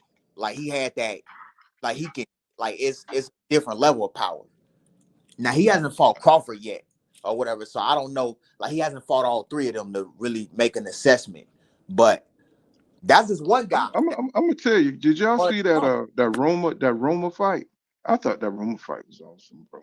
You mean that Villa fight? That's my favorite performance from Boots when he was fighting in slow motion. Man, I love that fight. That made me a Jerron Boots Ennis fan. Jesus, yeah, that was such a good fight. But he wasn't weight drained in that fight though. Also, I think that was the fight that made him interim champ, right? I don't remember exactly. Might have been. That was definitely a highlight reel knockout. That was a good performance over Villa. Villa had just beat Rashida Ellis. That was kind of Did you see the strength that boy came could have went either way, JB? but he won that fight. So that was a good win by Boots. Probably one of his better wins on his resume, beating Villa. So give him Man, credit. he I think looked. that Crawford, man, Crawford does a good job of catching you with shots you don't see. He places his shots Mm-hmm. probably a little bit Oh better yeah. than Boost does. Boost places his shots well too. I think Boost punches are more debilitating as far as he do damage with guys as far as their career going on. You see Karen, we ain't seen Karen back in the ring. Everybody talking about, oh, Karen good, Karen. We ain't know nothing about Karen. But what I do know is Karen ain't been back in the ring since that Boost fight. Boost put career ending damage on people. That's what he does. He kind of like what Bernard Hopkins does when he was in his heyday. He beats guys, they ain't never the same. So I kind of compare his power a little bit different. I think Crawford is a little bit more of a sniper Yeah, as he far as more. catching you with shots you don't see, putting you to sleep like he did Kill Brook, caught him with that shot off the ropes, that little anchor, Muhammad Ali, Sonny Liston type of punch. Ended that fight. He was able to do the similar to Spence on that second knockdown when Spence was throwing that wide shot. He came right up underneath with a little short, accurate shot, dropped Spence. So I think he's probably he does a better job. I don't know Pure Power who has it, but I think Crawford does a better job of catching his opponents with But shots that they don't see. That they don't. my Whereas only Boost shots are my more debilitating, more career-ending type of shots, career damage type of punches. my only criticism is that Bud never faced these guys when they was hungry. You know what I'm saying? Like he always called. Kell Brook had problems making the damn 147. He catching these guys at the end, not at the beginning. Spence had to catch them motherfuckers when they was, they had belts. You know what I'm saying? So I want to see Bud go through. That's why I want him to come over to the PPC or do what he had to do just to get into the mix you know, of all those guys. I think that was his era to really, see what he could do. so Mhm, Well, not to what you're saying. I'm sorry, I didn't mean to interrupt your thought. Go ahead, and I'll mhm. respond. Yeah. So I thought that was his golden era right there. I think he missed out. I think he was supposed to be a player amongst Keith Thurman and Sean Porter and Kell Brook when he was over in England and stuff, and Spence went over there. I think that was Terence Crawford time. That was a golden era right there, and I think Terence Crawford missed that opportunity, even though it worked out for him in the end. That's why he gets a lot of criticism right now because he didn't fight those guys. And people say he So still would have beat them, but we don't know that because the fights never happened. You know what I'm that's saying? that's the interesting thing, though, right? When we talk about a point in a person's career. So, for instance, you mentioned Kell Brook, but when Spence fought Kell Brook, right? There's some that Mhm. say, well, Kell Brook got demolished by Triple G. He had suffered a whatever eye socket broken or something like that, right? And when Spence got to him, people say, well, Kell Brook was already somewhat damaged. That's what some people say, right? But my Right, thing is this: right. how do we know when is the a fighter is at their best? Some people say when Canelo fought Mayweather, oh, Canelo was young though, right? So for Yeah, me, for that right. go Go ahead. yeah, but that argument, right, is to me is very flawed. Only because how do we know when a fighter is at their best? I personally think that Kell Brook, being that when he fought Crawford, he was already on a winning streak. He had already beaten several fighters. He had already taken the time to develop, get better, reconstruct, and come back with a certain level of hunger and understanding. So there is an element of when you're fighting, you having a lack of information and knowledge. I thought it was very dumb for Kell Brook to think that he was going to, go up and fight Triple G. Thought that was stupid. I thought it was also stupid for him to turn right back around and go take a Errol Spence fight, being that you had suffered the damage that you had suffered. So I think that the narrative of, oh, well, these fighters, Did you see that fight? Did you see Kell Brook in that fight?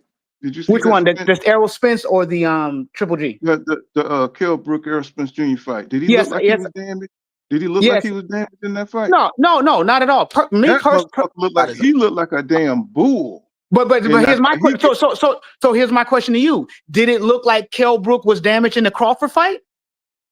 he didn't look like the old Kell Brook. You know No. what I'm saying? See, it's recency bias, right? Because let's be honest, I mean, when you that can fight, call it bias, but I'm just saying, look at the fights, my friend. He was a champion. He had something to lose. He didn't have shit to lose when he fought Crawford. Yeah, and He didn't have nothing. yeah, All he both was fighting eye for was sockets money. broken. That's it. He didn't have the pride as a champion. And as a matter of fact, I think he went up to Kell Brook just to avoid that fight. He didn't really want to fight Errol Spence Jr. That's why he went up, to fight Triple G. You know Agreed. what I I'm mean, saying? I understand. I mean, Mhm. that was Eddie Hearn, man. You know Eddie Hearn.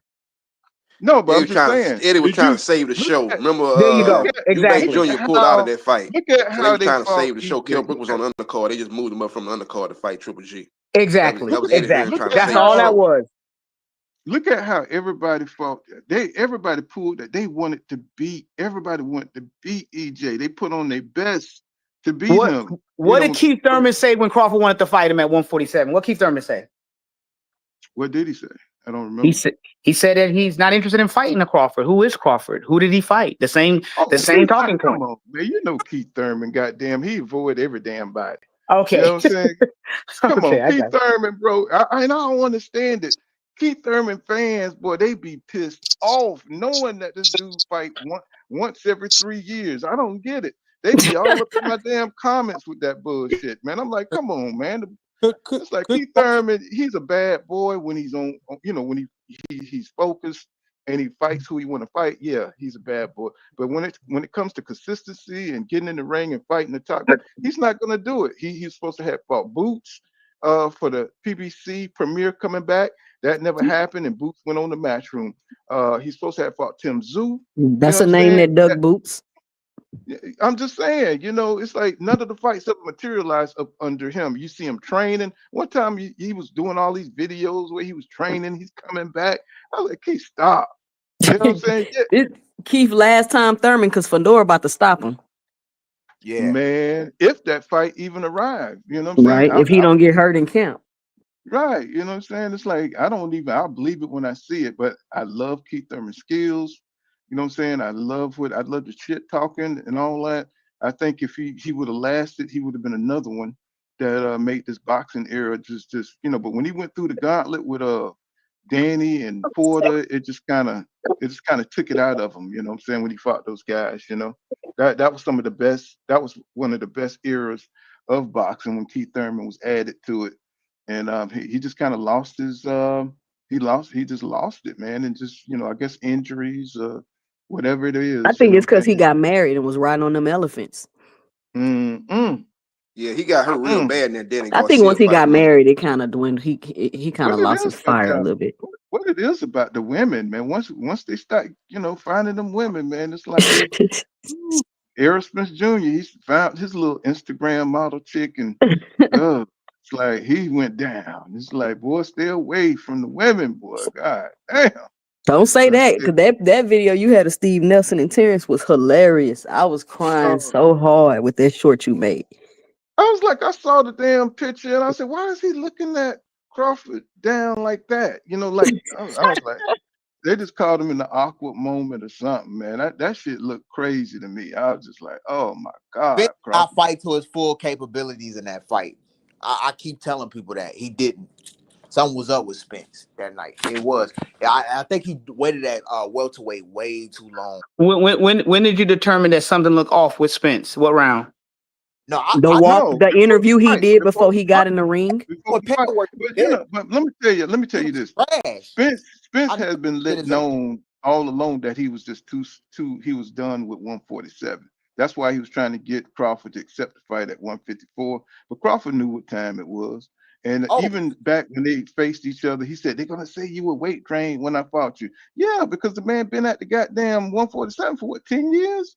You know what I'm saying? He been at 147 for 10 years fighting at that weight. And he's supposed to be at 160 or he's supposed to be up there at middleweight. You know what I'm saying? So he's sucking down and he don't have the best lifestyle, you know what I'm saying, getting into car accidents and stuff like that. So, it's go ahead. What you say? He looked bad. He looked bad coming to that ring. Worse though, ever since the Danny Garcia fight though. He looked progressive worse. Ever since, the Danny Garcia fight was after, I think the first wreck was in October of 2019. So the Danny Garcia happened in December of that year. And then got into another car accident. Oh, who else did he fight after that? After he got in that second accident, that's when Crawford said he'll spin the block. But also he looked bad in that Ugas fight, even though he stopped him in the 10th round. He looked bad in that fight. If you look at it, his reaction time was shitty. It was trash. Ugas just had a trash game plan. His defense was non-existent. That's why Spence broke his socket or whatever. And Crawford way better than Ugas. Way better than Ugas. So he looked bad in that fight too. Yeah, I think stylistic, man, it was always going to be a tough matchup for Spence. Not to say that Spence wasn't at his best in that fight. You know, Spence is a come forward, pressure type of fighter coming in behind the jab. Crawford is a sharpshooter, excellent counter puncher. So the style was always going to be a problem for Spence fighting that style that Crawford brings to the table. So I think he would have had problems with him, even at his best. It probably might have been more competitive, but I still don't think Spence would have beat Crawford, man. His styles all wrong. That's all crazy. wrong. He's a pressure fighter, and Crawford is a pinpoint, accurate counter puncher, sharpshooter, sniper. So he would have been picking them apart, coming in with that aggression, even at their best. So that's what a lot of people were seeing. It's People just were, sad when we looking at get it, these looking at it. matchups. Just look at the styles, man. You could have seen how that fight was going to go. It's just sad when we get these matchups, these good matchups like this, and you know, you want to make sure that both fighters are top notch. You know, Crawford is really good at taking care of himself, preparing for fights. Um, Spence, you know, he was just a little bit too wild and not leading a fighter's lifestyle. That Crawford ain't got nothing to do with that. Um, you know what I'm saying? So it just wasn't his fault. You know what I'm saying? He shouldn't have took the fight, you know what I'm saying, unless, you know what I'm saying, it was at 154, healed himself.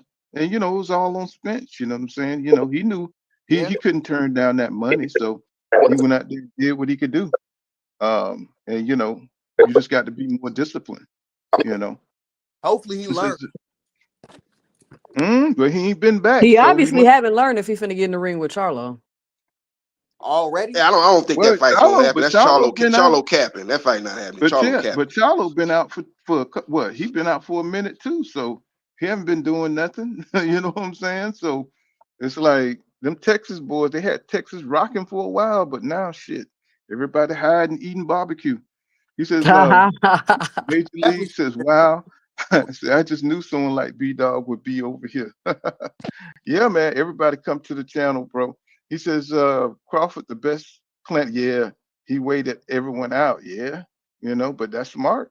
You know, says Spence always a hype job. Oh, come on, Major. Get out of here. It is smart, and people just don't want to admit it. When you bring it up, it's like that's what he did. I mean, it is what it is. What I don't understand is how can people actually see you fight, right? See all these great fights and then call you a hype job. You know what I'm saying? It's like, you know, you could see these fighters give us some of the best fights. You can see their skills, the fortitude in the ring. They never put on a pair of gloves before. They never boxed. They've never fought. They've never fought at that level before. They just talking. They ain't never really went anywhere in boxing.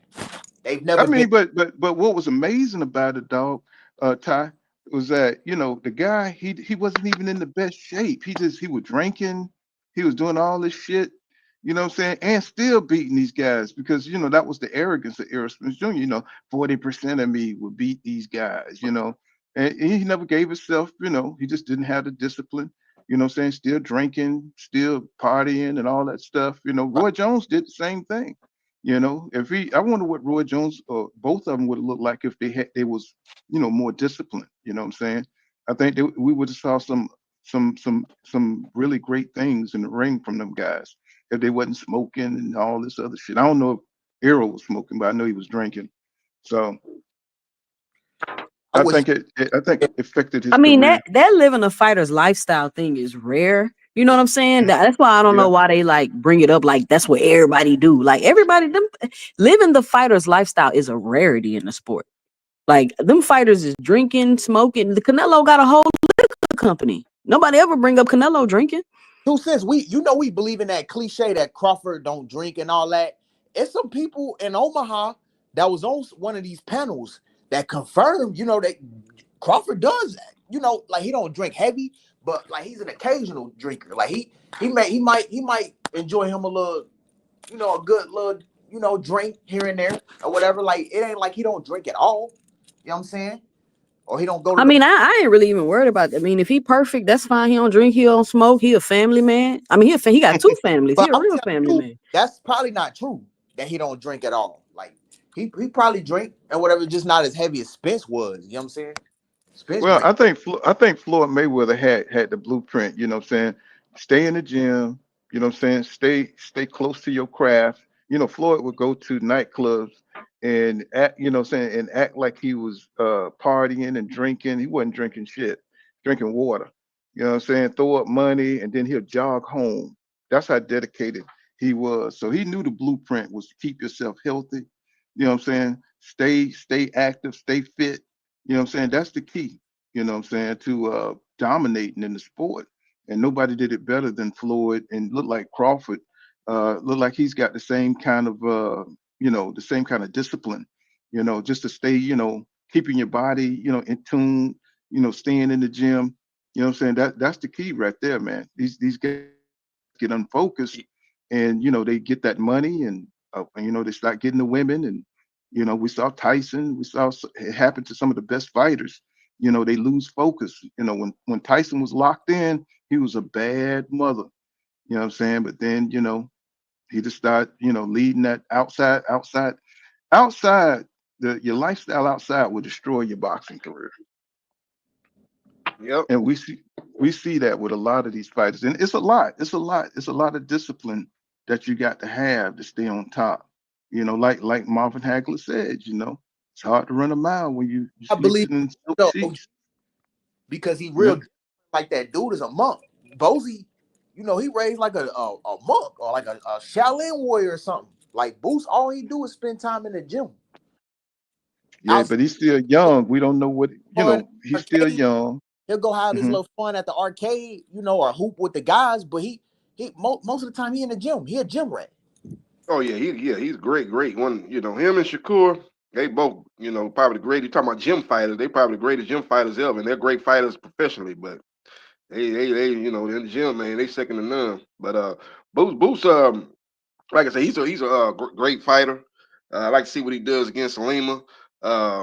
Once he take care of his business against Lima, man, be interested to see what his next move would be. I know his I promoter hope Virgil. Eddie Hearn came out and said that they already signed the contract to take on Virgil Ortiz Jr. So Virgil, I'm saying they got their own route. They ain't really paying that no attention. So it'll be interesting to see what Boost does. Man, but he definitely has all the natural talent and the capability to be the top guy at 154. You know, I think when you look at the landscape of the junior middleweight division, his probably toughest competition probably would be, in my opinion, would be two of the guys fighting each other in November. Would be I would be Lubin, Virgil Ortiz, and Bachman, probably the top guys, probably present the toughest fights for I Boots at think I think he 154. washes Virgil out of all of them, and Mm. and I think he stops Lubin. I think he stop if it's Lubin. I think he stops Lubin in 8. I think he washes Virgil in 6 because Virgil he's there to get hit. You know what I'm saying? That Mexican come forward shit. That's not going. Boots is crafty. You know what I'm saying? He's crafty. He knows how to. He goes into different gears depending on who's in front of him. You know what I'm saying? That come forward stuff. You gotta be more like Karen. You gotta move. You gotta be using angles and stuff with Boots. You gotta be like that because you that Right, right. I stuff. said Bach, not Bach. I think Fundora actually. Fundora, But Lubin, and Dora Virgil. I think those be the toughest fights was for more of a Boots at tall tactic 154. Not because Bachman. Bachman done in one fight. A lot of people on the hop train of Bachman, man. I got to see a little bit more from Bachman outside of beating Tim Zoo, who's a good fighter but limited. But I think them three guys probably present the toughest opponent. I just want to see Boots in you know in them type of fights and see what he got. I think he got the goods I to do it, but we got to see him in them type of fights. Hmm. He might, you know, we just got to see how he gonna you know, so how you gonna contend with that 154 pounds, man, the power that's at 154. Yeah, this is exciting, man. I hope he, you know, go in there and get the win. And then right after that, I want to see him take nothing but the best. Um, you know, he still got to prove himself, you know. We can't just give him the crown right away. Shit. He got to go through some shit. You know, the boy got the look. He passes the eye test. Um, you know, but you know, now he got a little bit more to go. You know what I'm saying? Before he break into that upper echelon of money. I just wish he dog. wasn't with Matchroom. You know, I don't think Matchroom is the best look for him. Yeah. B Dog said at 154 Virgils looked less dominant. Boy, Chuck really beat him. Look, that's the thing though. That's why I don't think him and Boots is gonna be competitive like that. I Boo's know gonna beat the career out of Virgil. He gonna crush Virgil. Ooh, Virgil man, you stylistic. think so? Mm, mm. Virgil. That's gonna Virgil. be a hell of a fight. That's gonna be a good That's gonna fight. I don't know if It's he good stopped on him in paper, if he but stopped him in 6th round. That'd be a hell of a statement. That's a good fight. That's really a 50-50 fight. I give the edge to Boots. I think he's naturally more gifted, a little bit more athletic, but that's a good fight. You know, would you both of say them that guys would gonna be be a landing that would bombs, be and like a I just think that Virgil get hit a little bit too much. They talk about Boots getting hit too much. Virgil get hit a little bit too much for my liking. He's a little bit too reckless in his trying to get his offense off. A little bit worse than Boots, and I think Boots will probably get him. But it'll be a good fight. It's definitely top level fight. it'll be do good y'all for do y'all think Bokachuk beat Virgil? Because it was close. He knocked Virgil down 2 times, I believe, in that fight. Do y'all think Bokachuk beat him? Yeah, I think Bochuk got Virgil the last time they fought. Mm. I thought Virgil What won the fight, but Boycheck with the knockdowns made it close. But I just thought Virgil won more rounds. So over a 12-round affair, I thought Virgil won probably like 8 rounds. You know, even with the knockdowns, a couple of knockdowns, you can see it maybe being a draw. But I thought Virgil eked it out. you saw the fight 2 cents? 2 cents. 2 She must be cents. doing 2 cents. She must be doing something. Ronaldo, Yeah, cause when that I fight happened, looked at that. Mm-hmm. when that fight happened, that Virgil and Boost fight happened, y'all see what I'm talking about. Virgil's not it's gonna take somebody else other than Virgil. Stylistically, I don't think Virgil can fuck with Boots in no way, shape, or form. Stylistically, and But Boots we still the thing he's about got that is the Boots ain't gotta land. He's suck got himself down. Pause. He ain't gotta drain himself no more. You know what I'm saying? He had to keep doing that 10-pound rehydration clause at 47 because he was the IBF mhm. champion.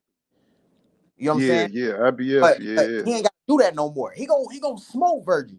He gonna smoke Virgil out his socks. I'm telling you, that's a mismatch right there. Virgil only Yeah, has a we puncher's chance. That's it. Boost can punch as well. He can punch himself. You know what I'm saying? But what separates the two is Boots is way more skill, got a way deeper bag than Virgil. Oh, he got way more gears he can go to than Virgil. Yeah, but that pressure, boy, Virgil, he's got that pressure train, so it could work for him or against him. We've seen it work against him with Green That's what Boost Machine. won't. You know what I'm saying? We've seen him. Boost got them uppercuts, them hooks, and them hook uppercuts and shit. He would have to definitely prepare and move that head a lot more if he's gonna fight Boots. He can't He gonna fight him in the pocket Virgil like at the end that. of the jab. As soon as that bell rings, he gonna jab the shit out of him. That jab gonna be in Virgil's face from opening bit. Major League says we got more faith in Boots than he got in himself. He said, "I hear y'all, but Boots and his team clearly don't think Virgil is easy. How do you know what Oscar, how do you hold know what on. Oscar is the one that is not in a rush to put Virgil in the ring with Boots. Like, I don't understand. Like, I feel like y'all don't really pay attention, right? Like, you hear stuff and you see stuff, but then you don't just dig deeper and pay a little bit more attention. Oscar literally came out and said he not trying to have Virgil do tough fights back to back. Like, Oscar is in no rush to put Virgil in the ring with Boots. If y'all don't see what Oscar is doing with Virgil, he's attaching Virgil's names to fighters. He's not fighting them. How many people was Virgil supposed to fight? It's not just Boots they doing that with. They Exactly. did. He They got just sick. He got attaching sick Virgil against names to Stallone. fighters to try to get his name up. Maybe they trying to make the Boots fight be a bigger fight. I don't know. But Boots ducking Virgil, but then Virgil running around here doing the same thing with all the other fighters, just attaching his name and not fighting them. Hey, But That's Turkey what's Al going Sheik on. had said the fight was on the could table you? for Boots, though. Turkey Al Sheik said that Hey, the fight was on the I table want for to Boots. see. Boots Hey, turned it y'all. down. Okay, so about that. Virgil then was Hold on on, board. They hold on signed for a in on second, the contract. It's fellas. Boots didn't Let me Hold clear on, sign. that because out. I Let me want clear to that out. see. Let me 2 clear that cents. Do out. you think Virgil lost that Boychuk fight? You there too? What you say, Paul? Did you think Virgil lost that Boychuk fight? Yeah, I've been trying to get you to comment on that. Cause that was a good ass fight. He I knocked. Mhm. do I think he lost it? I think it could have went either way. Mm, It was a close fight. damn, That I was a can't fight of get the no. year type of fight. That was a great Yeah, fight, man, great back that's and what forth. brought me back, Okay, man. I was like, can I get damn. down to the bottom of that Boots and Virgil thing or whatever when Uh huh. Boots at 147? and Turkey had sent that janky offer. So when that happened, Boots just got through fighting Karen. They gave him a 48-hour window to make a decision. Boots wanted to, he said clear as day, he wanted to unify with the other three champions. That was Brian Norman Jr., Mario Barrios, and what's the other guy name? Imanis Stanionis. He was trying to make, he was in the process of making a unification bout with one of the other three champions because he wanted to unify the belts before he moved up. And he got that. So basically, Turkey sent an offer for Boots to move up and go take a fight on an undercard in Saudi. With go take an undercard on go take a fight with Virgil on a Riyadh season undercard and set that up that way. Boots turned that down because in the back of Boots' mind, he's thinking, why would I go ahead and pass up on an opportunity to potentially unify a belt to go move up and go fight Virgil, somebody who's never won anything and still don't have a belt? You know what I'm saying? And I'm over here headlining my own cards. I'm over here headlining my own cards and selling out arenas. Why would I do that? Exactly. And then they also don't mention how that would have been Boots' third time fighting in like 6 months. That would have been Boots' third time fighting in like 6 months, I think, or something like that. He just got through fighting Chukadaji. And they wanted him to fight like a month and a half later or something crazy like that. He's gonna make more money in the Virgil fight. I understand him taking the legacy fight, which I have no problem with, fighting for a belt, trying to unify. He chased that, but he was gonna make more money fighting Virgil Ortiz on undercard than he would have fight. He made fight Stanionis on a main event card in his home but that money might not have been as more important than stopping his momentum that he got here in the States. People don't realize when those fighters go over there to fight in Saudi, especially caliber of Boots, where he's selling out of his hometown, the fans finally rocking with him. You just gonna up and take yourself over there to Saudi? You gonna kill all your momentum with that, and your fans gonna feel some type of way. But if you want to go, he can go. But I want to respond to somebody in the chat that just said Jermell Charlo had the easiest undisputed run. That is absolutely false. That is absolutely false. And can you name another undisputed fighter that's been on a run? As of right now, the fighters that are undisputed, which one of them went on a run? Jermell's one of my favorite fighters. And what does that mean? Because he had to have a rematch to get to undisputed. Why do y'all say stuff like this? Like, is a fighter never supposed to lose? That's how you know that the undisputed run wasn't easy. He got a draw. He had to have a rematch. So how is that easy? Yeah, he beat Jason Rosario, and he beat who was the last guy? He beat Castano. Castano, Jason Rosario. He beat Bud ain't had no undisputed belts. I forgot run. who he got that first belt. Bud ain't never had an undisputed got 2 run. belts, and then he got the fourth belt when he beat Castano. So that was a good run. He beat the top guys at the time at 154. So I don't know why people hating on his run. Well, everybody knows that Bill had a tough ass run. I don't know. I don't even think it ain't legendary. It ain't no Hall of Fame fighters that he beat to be undisputed, but he beat the top guys at 154. Rosario had just beat J-Rock, beat him, upset him, and he beat Castano. It's a shame that he didn't fight Swift Hurd, but that's the fight everybody really wanted to see with Jermell Charlo versus Jerry Swift Hurd. That fight never happened. That probably would have been the fight that would have, got him a little bit more clout. But he beat outside of that, he beat the top guys that had the belts at the time at 154. Tony Harrison, Tony Harrison beat him. He lost the first fight, but he stopped him in the second fight. That was Tony Harrison was a top 5 guy at 154. So yes, sir. That was guys a good win fight. too. Them guys, I mean, that's when Harrison was hell, boy. Austin Trout, shit, Erickson Lubin, even Charles and Hatley, man. Man, come on. I mean, he's a Hall of Famer. If Jermell Charlo retired right now, he's a Hall of Famer in my opinion. So is Errol Spence Jr. People want to hate on him. I call it like I see it. He's a Hall of Fame fighter. No doubt about it. He don't never fight again. So is Errol Spence Jr. So yeah, he beat John look at those Jackson. guys' resume. They fought the top Jackson's guys at the time. They fought all the top guys. I mean, yeah, he had a hell of a run, man. That wasn't no easy run at all, man. Yep. It's easy to say that shit from the living room, you know what I'm saying? But to get out there, man, them boys were bad. You see how they do PBC fighters? And then they want to tell me Especially on the Devin boxing. Haney great because he beat Cambosis for undisputed. Did you he hear great. Ness the other day on the Boxing Voice? I mean, he was just goddamn I just don't listen going to the off. boxing voice. What do you say? Man, he was just going off on this dude, talking about how the PBC went broke. Crawford crushed everybody on the PBC. And I like this dude, ever since Errol Spence Jr., kicked him out of his camp, you know what I'm saying, because he's so wishy-washy. You know what I'm saying? He's been hating on the PBC, man. That Ness dude is something else, man. He is something else. I don't even, like you said, I don't even listen to the boxing voice like that. But I tuned in and I tuned right back out. It's like, what the hell?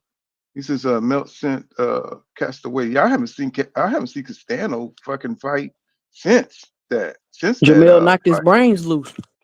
That's who He I did think so. Spence should come back against. No, he got brain damage. That's why he ain't been back. I seen an interview with maybe it was his trainer or somebody. I gotta learn to start downloading this stuff.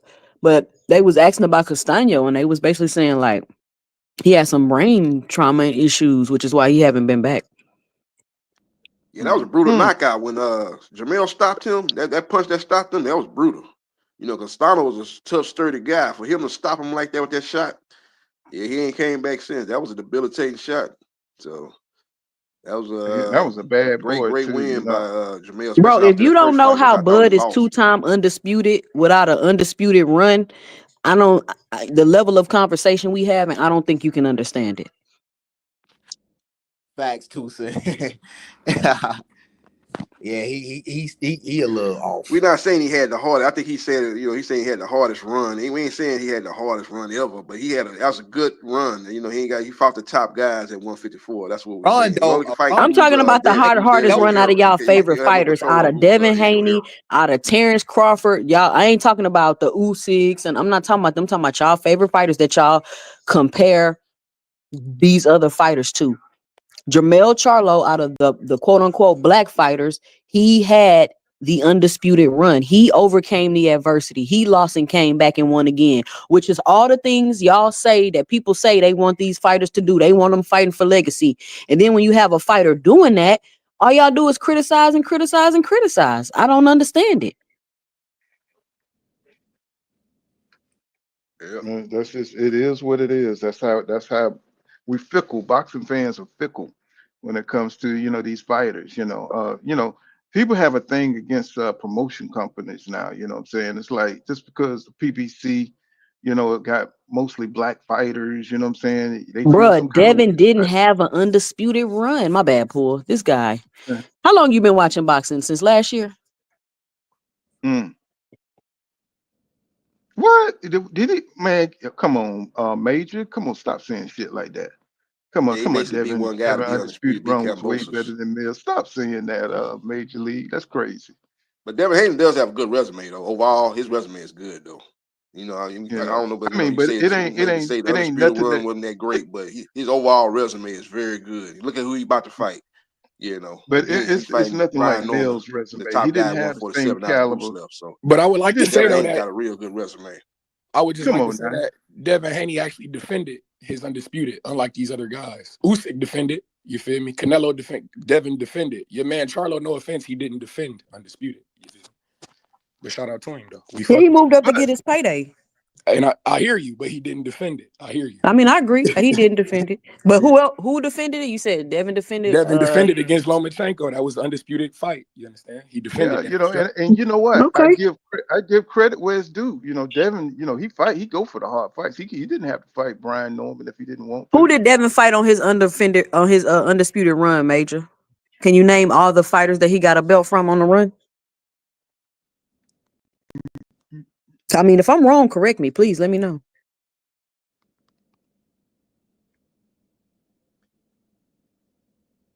He was trying to fight Lomachenko. Lomachenko was looking for unification. So they gave him the WBC belt, and then he beat Cambosis for the other three. So that's how he became undisputed. And then he defended at one time against Lomachenko, beat Lomachenko, and then he moved up and fought Prograves and got a belt at 140. And so after that, he fought Ryan Garcia. Ryan Garcia was on PEDs, lost that fight, fighting a juiced up Garcia. That fight got no contest, and then he moved up to 147 and beat another guy that's a credible opponent that was a champion at a previous weight class. That is the guy Ramirez. Jose Ramirez beat him 12-0. Now he's fighting Brian Norman Jr. So he's got a real good resume, Devin Haney. You know, people like him, people don't like him. Ramirez was you look good at the during his resume, time. he's facing a lot of top guys. Yeah, Ramirez was pretty good during his time, and then he met a woman. And then he Hey, met a woman. Hayno's clan popped out. Hayno's clan popped out quick as soon as you mentioned Devin. And what's going on, King Judah? Don't let when it time you mention Devin Haney, goddamn it, you mentioned him 3 times. Goddamn, King Judah is gonna pop up and get in your ass. He said Devin defended undisputed twice. His rematch with Kambosos was a defense. Yeah, we just mentioned it. That's a Yes, fact. sir. Yeah, he defended twice. Yeah, But can y'all imagine like somebody with no power? You know what I'm saying? Just a pure boxer. You know, he's going so far. You know, at least Floyd had power, but this guy, what he's doing in the sport is just strictly based off skill and footwork. You know what I'm saying? I'm really impressed by Devin Haney. And if he beats Brian Norman Jr., where does that place Devin Haney? Where does that place him? You know, not that. I mean, Brian, honestly, I think he's a. I don't understand this thing about Brian Norman Jr. Listen, it's a competitive fight in his weight division. I don't discredit that, but I think it's just a little bit too much sauce on it. Boy, it's just a competitive fight in his division. Like if he beat Brian Norman, I feel like he should beat Brian Norman. I don't see Brian Norman beating Devin. He's not that good to me.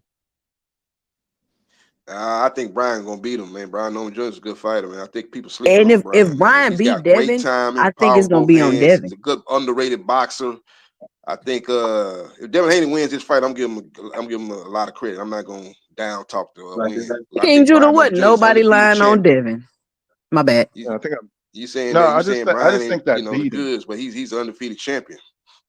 You know? I'm giving either one credit, but I think Devin can pull it off. I think he's the better boxer, but Brian has more power. He's the better brawler. You know what I'm saying? Mm-hmm. And Brian Norman Jr., he's got great time, and I think that's what people talking about his power. He's got great time, and I think timing beats speed, and I think that's gonna be the difference in the fight. I think Brian gonna beat Devin, but if Devin beats him, hey, that's a great win. Beating the champion in another weight class like he did at 140, hey, you got to give it up to him if he's able to do that. And it'll be Well, a he's younger guy, because a lot of people with Devin Haney, they always say he fighting older guys and all this. He fight older, smaller guys. This would be a win against the champion who's younger and bigger. So it'll be nothing that you can really say off the win. You know what I'm saying? But I think it'll help him recover from that Danny Garcia fight. Oh yeah, Ryan Garcia. Yeah.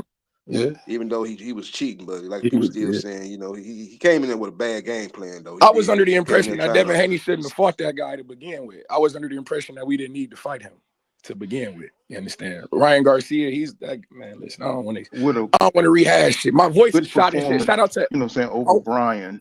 I think you say, okay, Devin's back. He's got that swag back. Damn. It's like, where's my internet going in and out? Yeah. I think he'll have that swag, and be able to operate. When he's at 147 at a good time too, because there's not a lot of bad. So he should well. See him square off Tio. Tio, of course, is never going to give Devin a chance. He's not going to do it. He has some kind of personal beef with Devin Haney. You think Teofimo and Shakur gonna happen?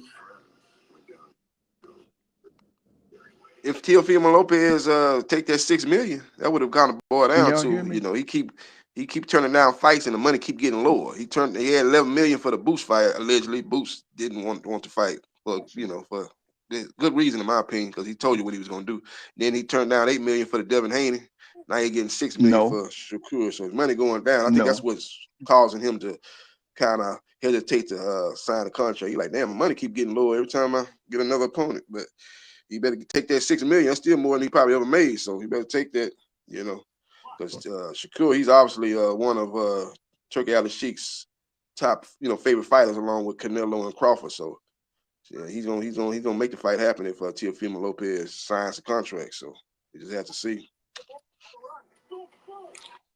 Yeah, man. I see Teofimo, he need to be focused on the Hitchens fight. I want him and Hitchens to fight, man. I like that. Unify in your division. Like this Shakur was the last one to get to 135. You feel me? Now I feel like we trying to rush the motherfucker up to 140. Like, damn, he just got to 135 low key. Like, if he fight Hitchens, it ain't gonna be no 6 million. He probably gonna take less to fight Hitchens because Hitchens ain't Shakur. So if he fight Hitchens, it's probably be 3 million or something like that. So his money gonna go down again. So I don't know if he probably, if he ain't got nothing else, he probably fight Hitchens. But I think he probably take the Shakur fight because it's more money. Yeah, that's a bad style matchup for Teofimo. Well, y'all, I hate to say it, but it's coming to that time. Will UD him? That's the style he always struggled against. Boxers, guys that can move, guys that's defensively sound and very athletic and fight, got a good jab and stuff like that, technically sound. Those are the type of fighters that Teofimo always struggle against. So I don't know why he actually taking a fight, but he kind of didn't put himself in the corner, I think. He really ain't got too many other options that's gonna get him the money that he's probably looking for. So he's gonna probably have to take a fight against a guy that's a bad matchup, in my opinion, for him, stylistically wise. No, it makes Teofimo, man. I want to see him scrap though. I like Teofimo. He decent with minus the bullshit that he do. You understand? But yeah. But I like him though when he fighting. I fuck with him. I want to see him in Hitchens or him and Matias. Give me that. I fuck with that too. Because my battery's about to go out on this computer. I've been trying to get the right. All right.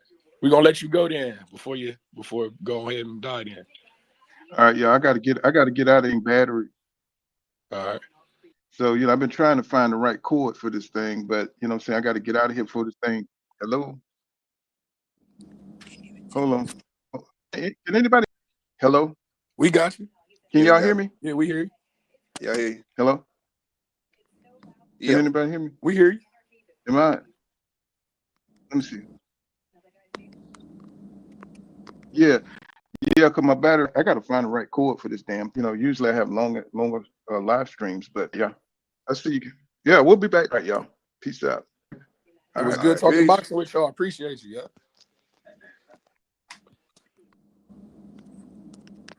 Oh, no doubt. No, we'll be back.